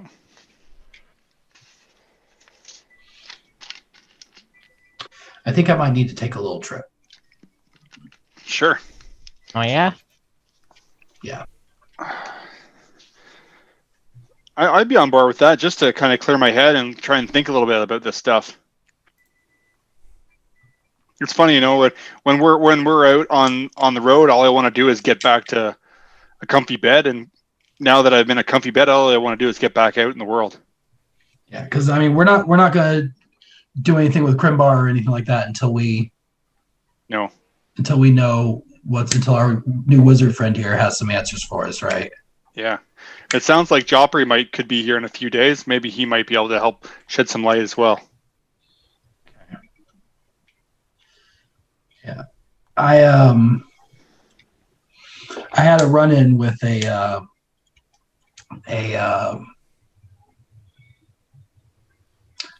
like a spiritual advisor, let's call it that. Cool. I went I had a card reading done. Okay. And but not one of those like sleazy scam artist type of card readings. Like this was a legit sort of thing. And as you guys know, and Eric, I've spoke with you about it a little bit, I know, and Silverado, I probably mentioned it to you as well. I've been studying up on the goddess Fellet. Yeah. So I went to see this Wanda up on the slope, who, by the way, I told her I would recommend her to you guys. So, if you've got some time to kill, go get your palm read. There's no harm in it, right? She's real nice. Anyway, so she drew a single card for me, and I'll pull it out of my bag and I'll show it to them. I'll be like, and this is apparently is the card of Fellet. And she said that no one else has ever drawn that card for as long as she's been doing this. So, I mean, maybe it's a scam, maybe it's a sales pitch, but it seems kind of oddly specific. So the instructions that she gave to me was to travel into an area like a deep dark woods or a canyon or a dark side of a mountain, somewhere where I could get in total and complete darkness, and to light this card on fire, burn it, scatter the ashes to the wind, and then follow where they blow, basically. Cool. Your Yeah, I'm own on board with spirit that. journey. I'd be up for going for a walk, man. Yeah. So, and I mean, and I know we got a lot of, you know, sticks in the fire right now, and a lot of stuff going on. It might do us some good just to clear our heads and figure out, where our path lies. I mean, I would welcome the company, but you guys, if you have things that you need to attend to, I can, this is kind of a spiritual journey, so I could do it. But you are welcome to come, of course. Well, chances are you're going to get kidnapped if you go alone. So I feel like I have to be there. I do tend to do that. That's a fair point. People love stealing us. I don't know why. Okay. Stealing us? Yes, totally. They do it all the time. That poor goat. I'm being stolen again. For some reason, just since she's spoken to me about this, I can't really get the idea of it out of my head. And sure. I've been kind of looking at the map and the area and stuff, and I feel like on the backside of Del Ring Caillou, as the sun is setting, in the shadow of the mountain, I mean, that feels like the right place to do this. Sure. Unless I'm completely wrong. DM, am I completely wrong? Am I not feeling that? We'll find out. Damn it, I hate it when he says that. We're gonna get back there and he's gonna be like, well, the card burned up, it's gone. And it's blowing back towards Dunlop's Tavern. Sorry. Flew 300 miles east. Crap. So,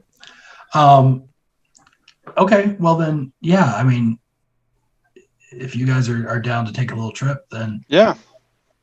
Cool. I gotta figure out this figurine stuff, and I'm totally willing to go. Yeah. Well, I mean, it's a solid day's journey, so I figure like maybe we can, if we want to do that, we could maybe head out in the morning. Go out there, camp out for the night, and then come back the next day. Because like I said, I know we got a lot of stuff going on here, so I don't want to take us away for too long.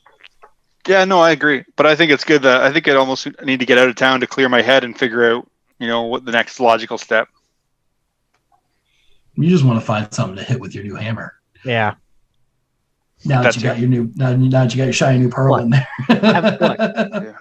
This is me as a friend. Which I'm always. I also respect. I'm always open for being hit with a weapon to find out what it does. As long as it doesn't send me to like hell or something, I'm fine. The idea did cross my mind, but then I thought, no, that wouldn't be nice. No, I'm just kidding. Yeah, no, it's no, seriously though, I think it's good to get. I feel like I need to get out of town, get some fresh air in my lungs, and too much clear my head a little bit. Interaction. Yeah, we've been on the go for so long; it feels weird to just hang out around town. Oh yeah. Yeah, I feel like that's how I'm. Yeah, exactly. Well, I think that's a good spot to take a brief, short rest here. We can refill our coffees and whatnot, and then reconvene in about 5 minutes or so. We'll be right back on the Heroes Era. Nice. Dun, dun, dun, dun. Welcome back. We are here on the Heroes Era and dealing with some different situations here. We've had a friend returned in the form of a work of art, essentially having been, entrapped in this large ruby.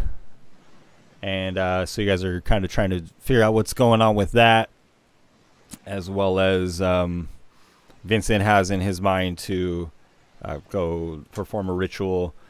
And I think you guys are planning on accompanying him. Yeah.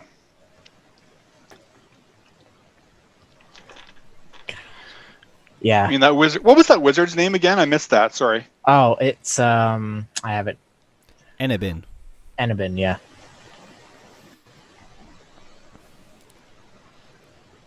God, it's so. Oh my God. Sorry. I'm just thinking of all the possibilities, and with what I have now, what I could gain in the future. It's just, if you ever watch Jimmy Neutron when he has a brain blast, that's me right now. That's what's happening. You need to teach that Obsidian Steed, how do you use your Staff of Thunder and Lightning? Just have it Dude, flying around it would above. be so metal. My God. That would be pretty epic. So things have been, other than this gift from Crinbar, things around Dunlop City have been a little bit uneventful. If you recall, Enabin was going to try to speak with Picard. And Enabin, let's see here. I'm sorry. Looking for how long this thing lasts here. As you guys are do you stay in proximity to the stables here as he's checking it out, or what are you guys up to? Just out of curiosity. I'm I might, just because I'm kind of feeling a little bit worried about my buddy Picard. I don't really have much else to do at the moment, so I'd probably be nearby. I got my business with Dethida that maybe I'm picking it up or checking in. Okay. Eric and Vincent, if you two are nearby the tavern there, you actually hear the voice, Eric, coming from the stables, the frenzied shout of Enabin. Okay. Coming from the stables behind Dunlop. Eric, come quick! Okay, I'll like hightail. Yeah, I'm coming with him. And when you get there, the room is kind of cast in a pall, a kind of a dark pall, and it looks pale or something. It's kind of hard to place your finger on it. There's a dusty tome with the book is lying open on the floor, and you hear Enabin mutter a few words to himself, and says, "Come quick, Eric! Okay. I tried something a little different, and he'll only be with us for a few moments, but do you have anything to ask Picard?" Where are you? He says, "I can see the battlefield of Brahms."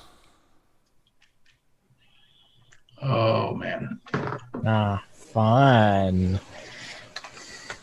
The barren wasteland. Will I join him? How did you? Where were you when this happened? The last thing I remember, Crinbar put me in a room, and then a terrible heat came over me. That is all.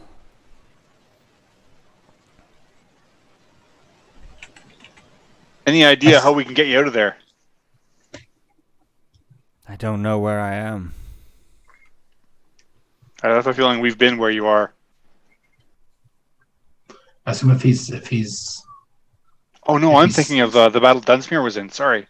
yeah. I assume if he's like suffering or in pain or anything. There was pain, but now I simply wait for glory. Don't run off to battle just yet, Picard. We're gonna try to bring you home, okay, buddy? I feel something holding me still. Okay. Well, hold on to that. Focus on that for now. All right, you sit tight. Your day of glory is coming, but we still got some more work for you over here. Absolutely. Yeah. We'll. Gosh, I don't know what else to say. We're gonna get you out of there. And you just hear a fading voice, not sure what it had responded with, but it's likely that Picard heard most of what you had to say. I tried something. I didn't know if it would work, to speak with the dead. I don't even want to speak it. I think that his life is somehow tethered to this other stone, the ruby.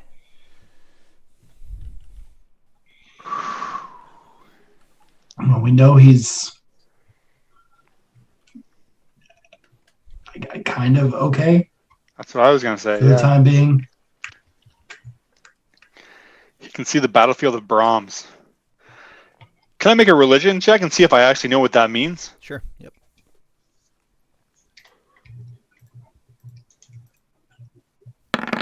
Oh, sorry, I mean to roll. It's going to be 20 total. When a devotee of Brahms passes, they will join Brahms on the eternal battlefield, fighting against the legions of Anam or fighting against the storm itself. And he can see the Brahms. battlefield, but he's not on it yet. That's a good way to interpret it, I think. So he's somewhere in between living and dead. Yeah. But he said something's holding him back. So, which is probably this Probably a good thing. this Ruby. Because like Anabo just said, it's his life force is like tethered to it. So, okay. All right.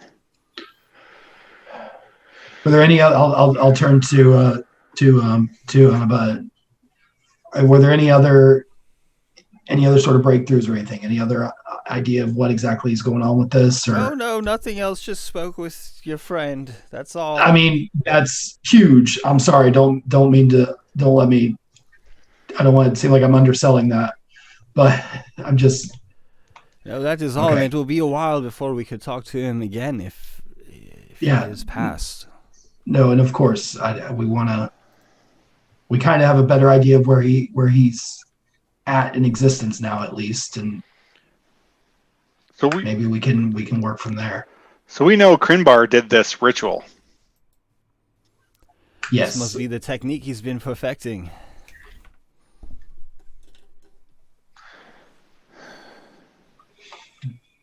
Some call it art. I certainly would not.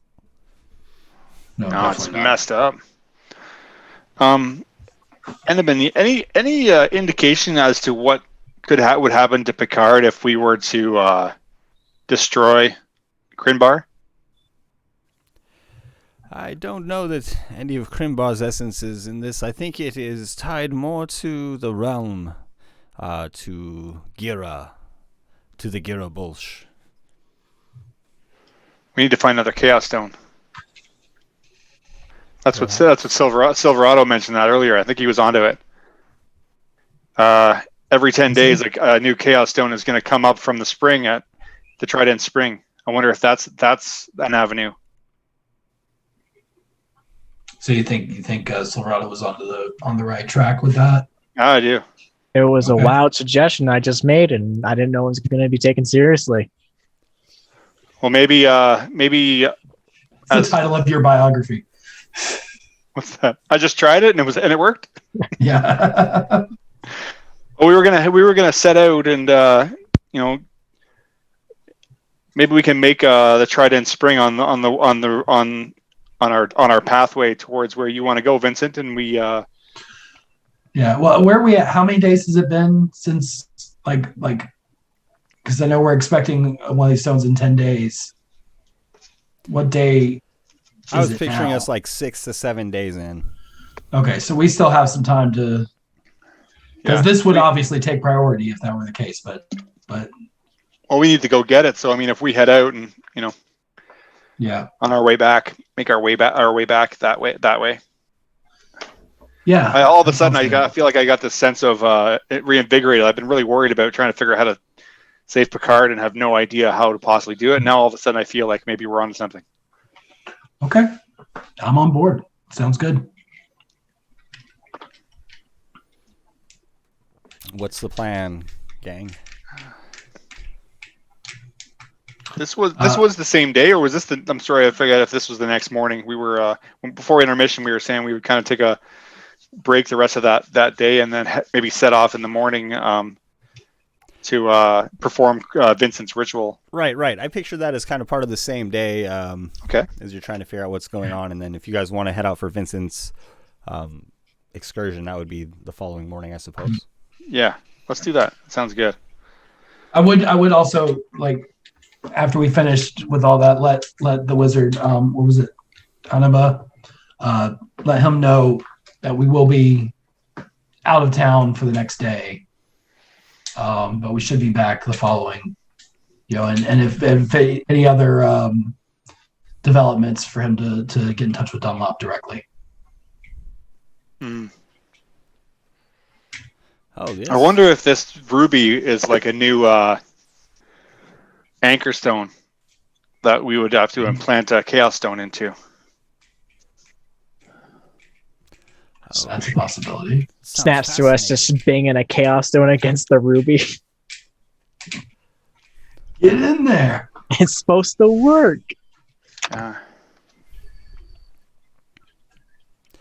So, as we are pondering the mystery of this so-called work of art, the night passes. It is uneventful. Spirits in the town are high still. There's a sense of progress, working towards something. Nice. Silverado, I believe you were meeting with Deathita before I overlooked that. Yes, I am. Okay, I'll be right back, guys. no worries.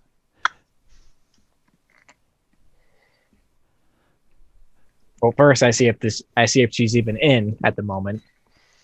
Deathita is in her gem shop. Yes. Knock, knock, knock. Hey, Deathita. It's me. Oh, Silverado. Yes. It yes. is I.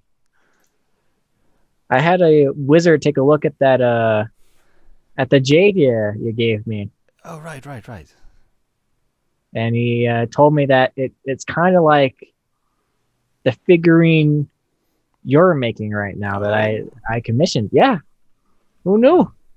Not us. I didn't.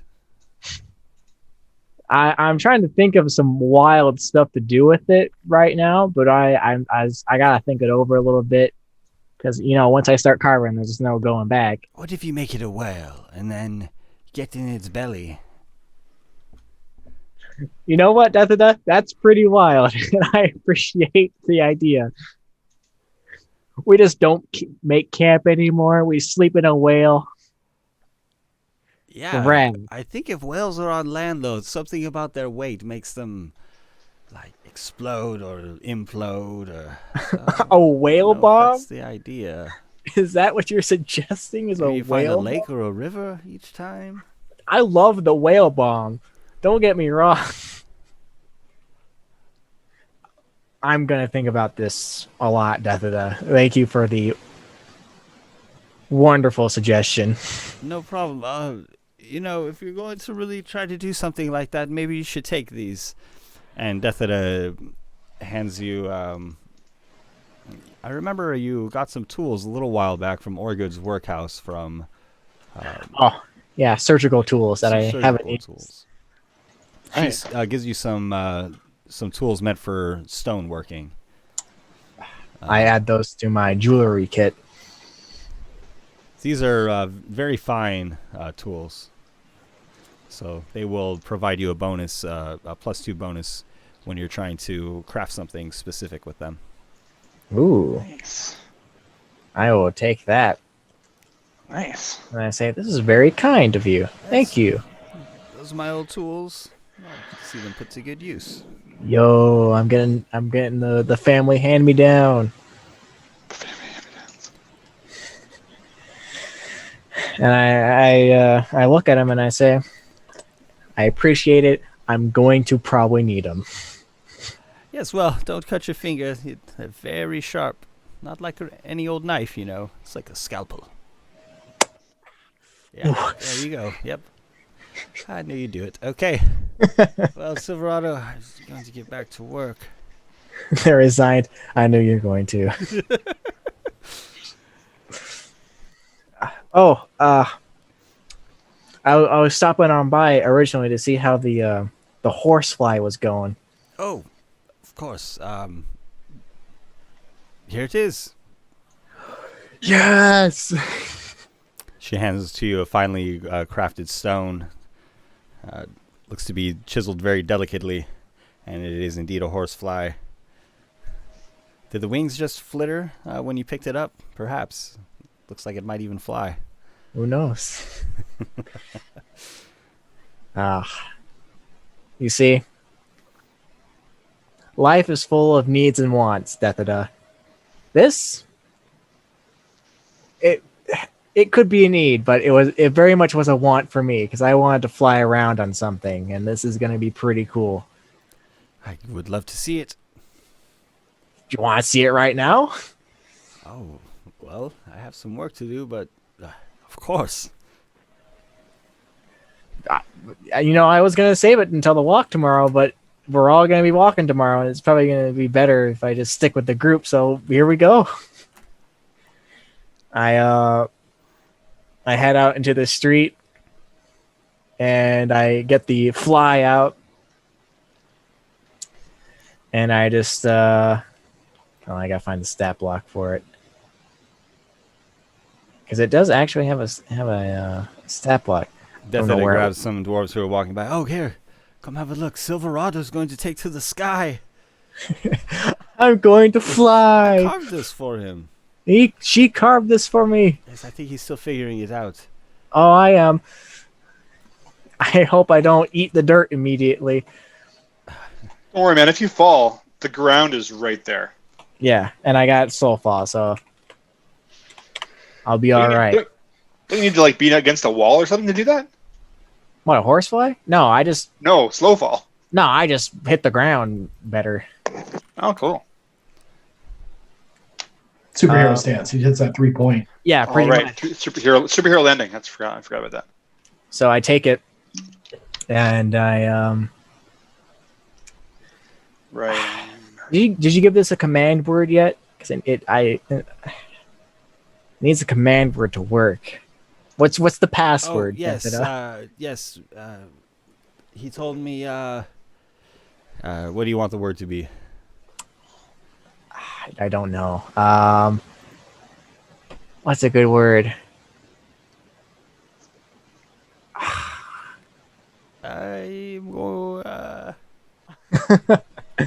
I'm trying to think of a word that's based around movement. So. Well, indeed, you know the word. She tells you. Yeah, well, I'll think of it later when I summon it again and eventually. But I say the command word and I toss it out. And out of it comes out a giant horsefly. Oh my! A giant horrific horsefly. The group of dwarves that Deathada has grabbed kind of step back afraid and run off. Deathada is just smiling, clapping. You want to take a ride on my magic horsefly? Oh, can it carry two of us? I don't know. It can carry me at least, I think. I'm a pretty small guy. I don't weigh much. Maybe we should try one at a time first. Okay. I climb up it limberly and I gotta get a rope harness for this thing. And I just kind of grab on somewhere and I just hold for dear life and I say, yeah, let's ride.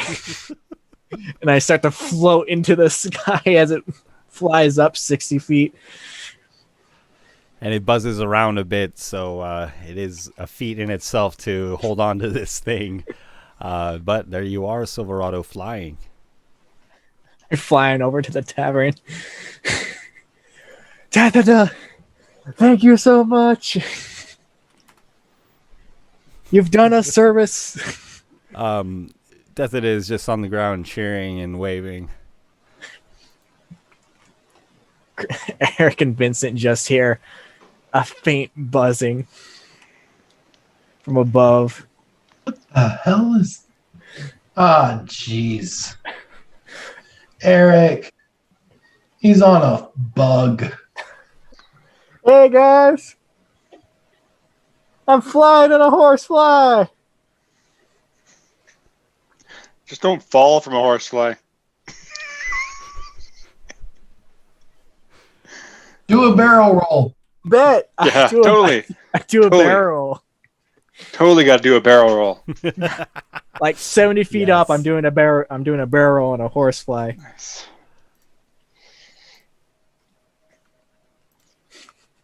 I'm gonna go ahead and get my dexterity saving throw ready. And give me 1 second here to get Vincent on cam here. Oh, there we are. Okay. Well, the horsefly kind of buzzes about erratically. It does listen to what you have to say, but of course it has its own natural tendencies. And you can fly around here for looks like for quite a while, Silverado. 12 hours. And 12 hours of flight time. So you fly perhaps late into the night, enjoying this, and see many things from the back of this horsefly. I go up into the clouds. It's a surreal experience. It's a whole new world. It literally is. And so you have quite an adventure that night. And the evening will pass, and you're all able to get some rest, because I think in the morning you are planning to head to Mount Dalrin Caillou. Yeah. I kind of head in early. I don't really feel compelled to party or mingle.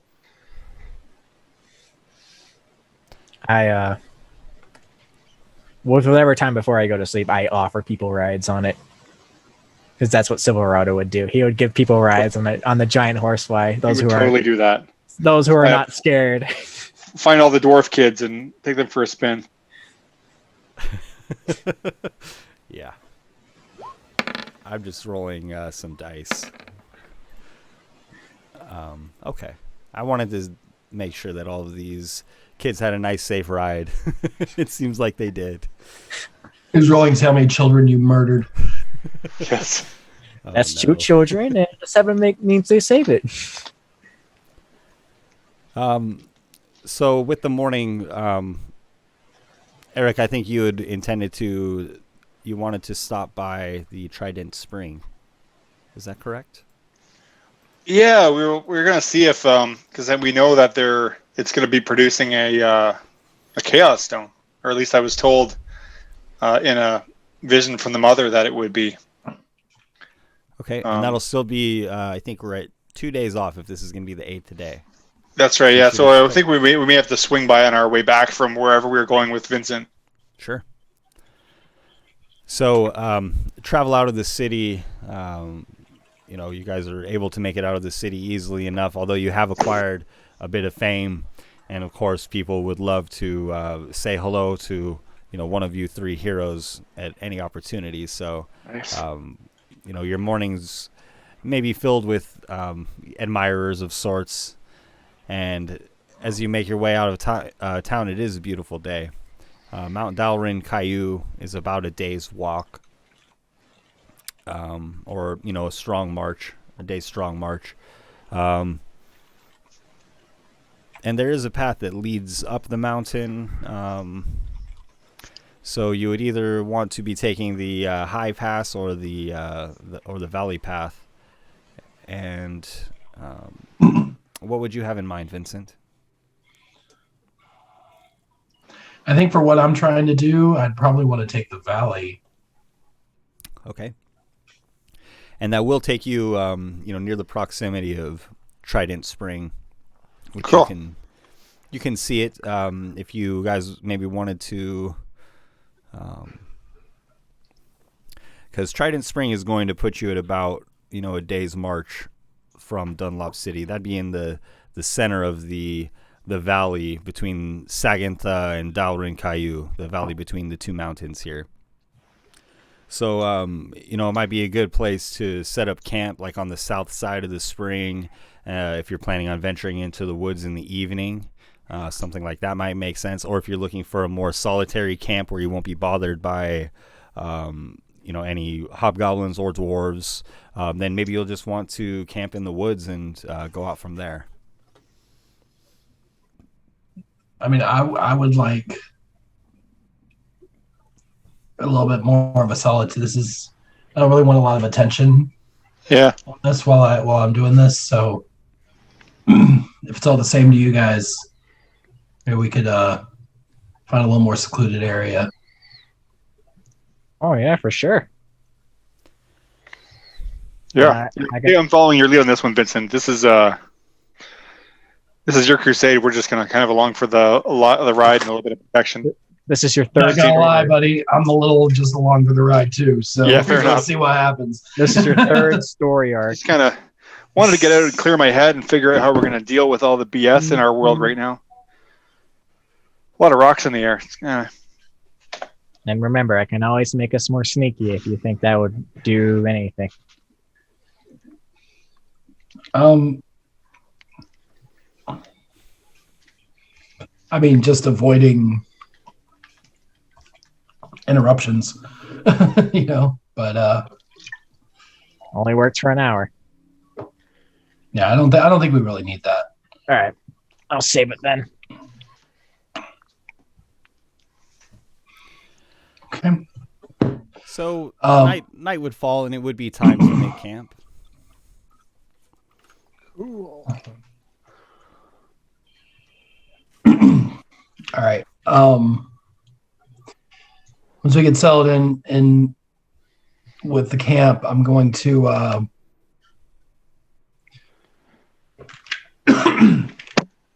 I'll get up and take the card and look at the guys and say, okay,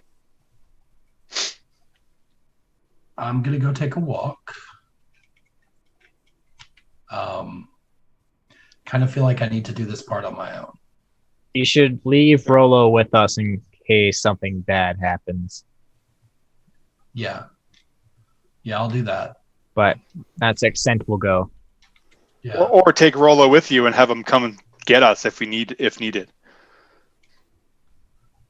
No, he can stay here because him and I. You can still communicate with him, I guess, right? Yeah. Yeah, we can get in touch with each other. Good call. Yeah. Rolo, do me a favor. Stay by the fire, hang out, and drink some ale, and enjoy yourself. Yeah, I mean, you don't want an imp around when you're trying to, meet a goddess for the first time. Leave a bad impression. Oh. So No, you have to go now. We'll introduce you softly. It's okay. Don't worry. Hey, whatever.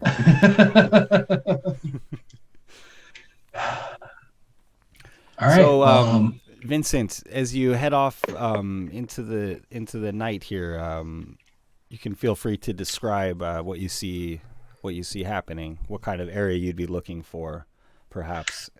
I'm looking for. I mean, we're sort of on the backside of the mountain now, so we're within the shadow of the mountain in the valley. So I'd want to get as far away from, or maybe like around a bend or something away from the campfire. I'm trying to find the darkest patch of nightfall that I can find. Okay. Can you please make me a nature check? Nature check. Or just intelligence would be fine. Either way, it's the same thing. I'm so good at it, guys. 2. Yeah. Well. Hey, you rolled 3. I rolled a 3. -1. You just can't seem to escape this reflection off of the snowy peak of Sagantha, and it takes you just kind of several hours of walking through the woods here, and starting to get a little bit frustrated by the time you kind of find this little gully where it seems to be pretty dark here. So this will probably have to do. Gosh, it's never been so bright at night before. Seriously. It's the snow, right? That's the, Yes. if you get a clear sky and the snow on the ground, man, it can be really bright. Nah, that's just your new god messing with you. Sounds about right. Either way.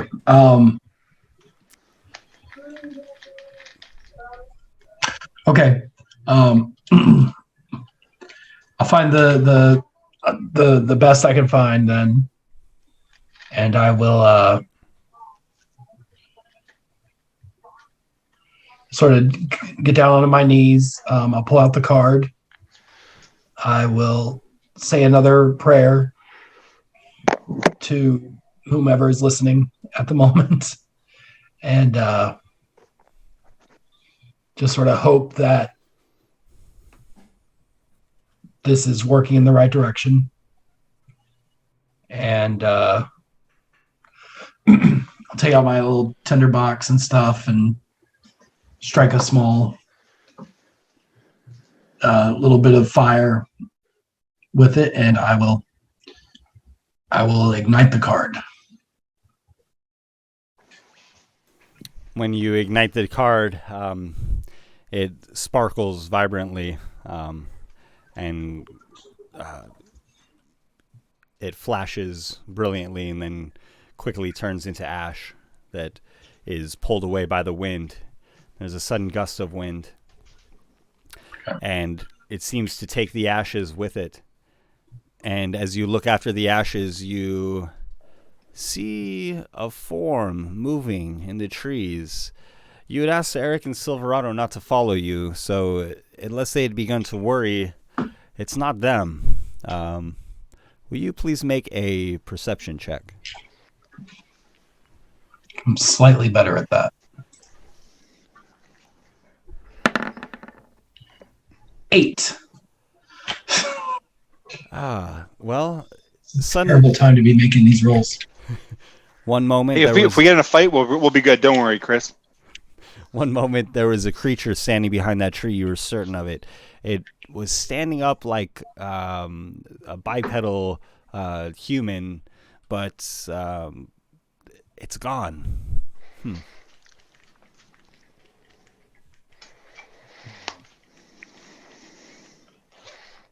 Am I still chasing the ashes, or have they settled to? The ashes have kind of been pulled away by the wind and have dispersed. So the connection that you could make would be probably noticing this creature is the only thing that you've noticed has changed, besides that spark of light when you ignited the card. Okay. He said the creature is gone now. Yeah, you can't see it anymore. Are there any tracks or any sign of where it might have gone? Will you please make just a survival check? Do I want survival for looking for Prince or Yes. investigation? Yeah. Yeah, survival. Or investigation. Either. I think No, it's survival's fine. Okay. Vincent's journey to be a nature man. Man, 7. He's consistent. just looking at your rolls in a row here, Vincent. It's got awesome. All You finite, man. approach It's all finite. where you saw this creature, and you do see footprints. Strange, nothing leading up to it, nothing leading away. A single set of prints.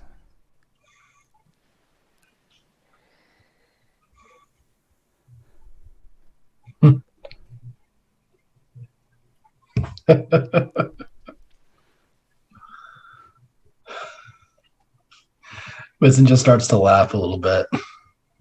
Kind of look up. You're funny. This is very funny. I have an idea.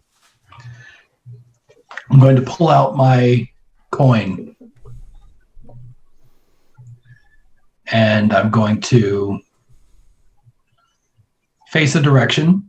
I'm going to pick a random direction. I'm going to face, let's see, which way did I travel away from the campfire? Was I heading like You're heading south. south? Okay, so I'm going to face south. Have a think. Okay. Heads, I keep going this direction. Tails, I turn back. And I will flip my coin. It's heads. Dragons. Dragons it is. Pick it up. and start heading south. As you leave it to chance, you hear a faint snickering in the woods. And out of the corner of your eye, you see this creature again. You could have sworn it was right there, yet it is gone again. You can make an investigation check if you like.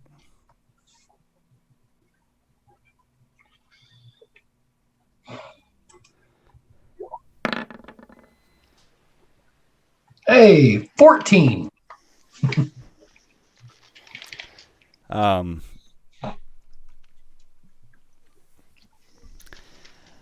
As you're looking again at this place where you certainly saw this creature a moment before, you hear behind you the creature lands, and you hear it snicker again, and just as you turn, it disappears behind a tree.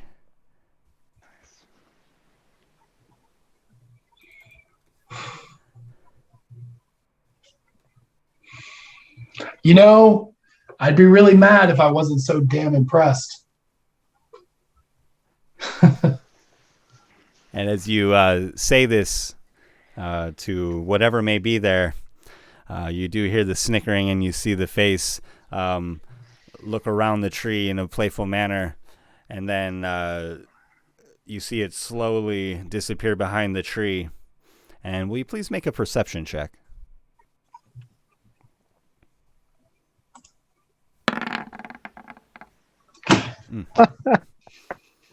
Four.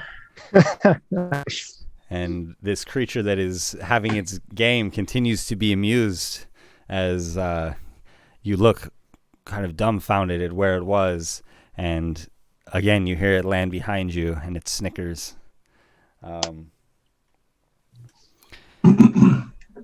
You see it peering at you playfully from behind a tree, being less cautious about disguising itself now.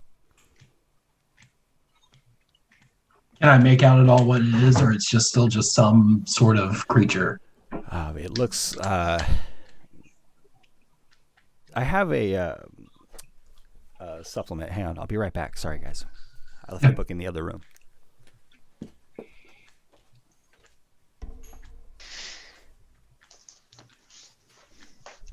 Totally messing with you, Chris.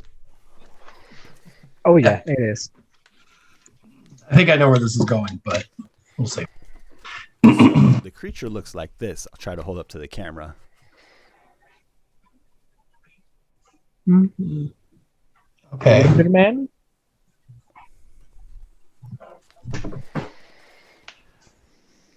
So it appears to have like large muscular back legs that it is using to hop about. And it's also carrying a staff. And it seems to be adorned with nice garments, though it appears as a beast first. Has like a scarf and nice coat and skirt about it. Its smaller front legs end in hand-like claws. Its face stretches outward like the visage of a knoll, and its ears are long and pointed. The creature's shiny pelt is colored with various shades of brown. And it also has a long, muscular tail that is slightly darker still. Okay. With the amazing rolls that I've been having here and the incredible just precision Detective work. detective work, that I've been hitting, and my just keen senses that are very on point right now. Do I notice like the garments and things that it's wearing? Are they like very? Is it just sort of like slapdash, just wearing some clothing, or is it very nice, fine? Seems very sophisticated. Okay.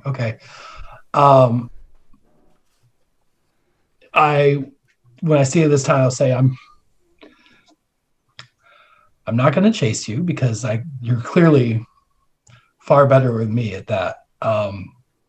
Perhaps, and I'll reach into my my haversack and I'll pull out the very nice fur coat that I was gifted by Miss Hawkins a long time ago. And I will hold it up and sort of show it. Then I'll fold it very nicely and neatly and just place it on the ground in front of me and take a step back and sort of just offer it. Will you please make a charisma check?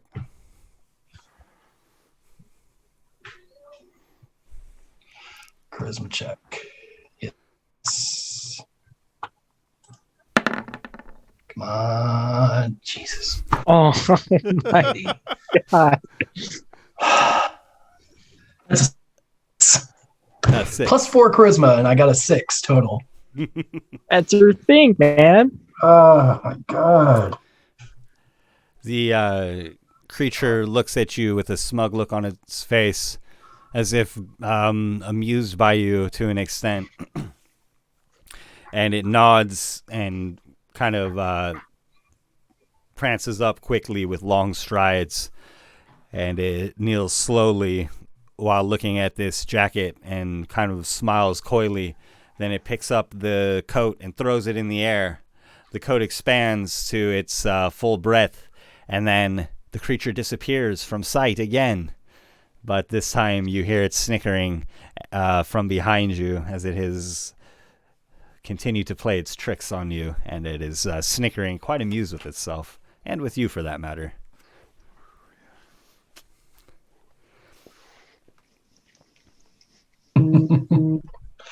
There was the old Vincent wouldn't have found this very funny. And I probably would have started blasting by now. But maybe. You know what? I'm gonna just shrug. I'm going to embrace this and enjoy this game as much as I can, even though I am very much losing. And I'm gonna just sort of take a step, like I'm gonna walk away from him, and then just turn around and be like, ah. Nice. The creature's lips are thin and then widen into a smile, and it kneels down, which is kind of a strange sight because it seems, it has like dog type legs. So anyways, however that works, this this creature kneels before you and brushes off the stump of a log that is covered with snow and pine needles that have recently fallen. And it lays out on this stump a deck of cards and spreads them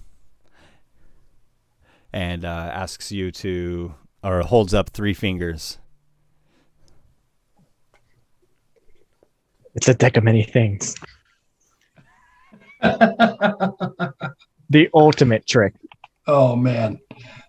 Game over. No, okay. I will walk over and sort of kneel down next to it, and I will draw 3 cards. The 3 cards you choose, you turn over on this impromptu table. And the first card that this creature reveals, it kind of moves its hand delicately over the card, appreciating its magic, and turns it over. And in this card is the Devil Rispatung. That's a great start. The amalgamation of a scorpion and a snake-like person. The second card that this creature turns over is the Girabolsh frozen in a shell of ice. So kind of the realm of Gira, but frozen.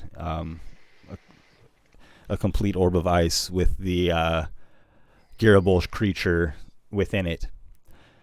And the third card that the creature turns over is has a prison bars, and within it, at first it looks like Rispatung again, but actually, as you focus in on it, it looks like Felit, the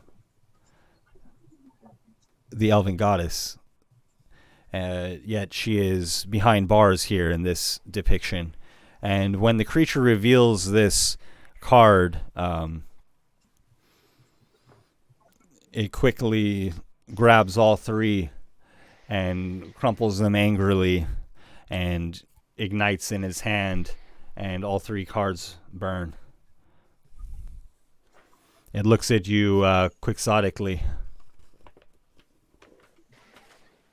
Is that where she is? Has she been?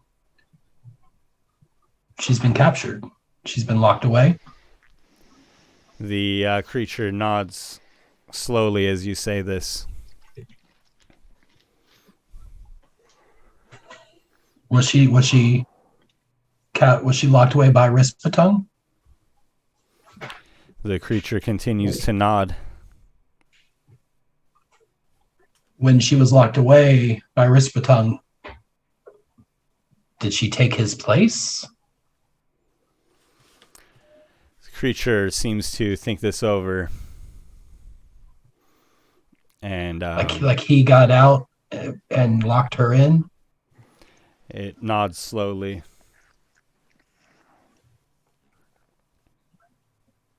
Are you seeking help to free her? The creature extends both of its palms as though to show a sign of non-aggression, and then pulls from behind it a scroll case, which it hands to you. Okay. I will take it and sort of give like a nod of appreciation and respect, more of like a somewhat of a bow. And oh, I'm sorry, go ahead. The creature, as you are accepting this, says to you in a tongue that you understand, "Share with no one." Of course. All right, I'll open up the scroll case and take out the scroll and read it. And as you do open the scroll case, the creature backs away slowly with an air of drama to it and begins to make gestures with its hands, and a fog covers it, and you perhaps just hear it leaving the ground as it jumps away and is hidden from sight or gone, because it is no longer with you.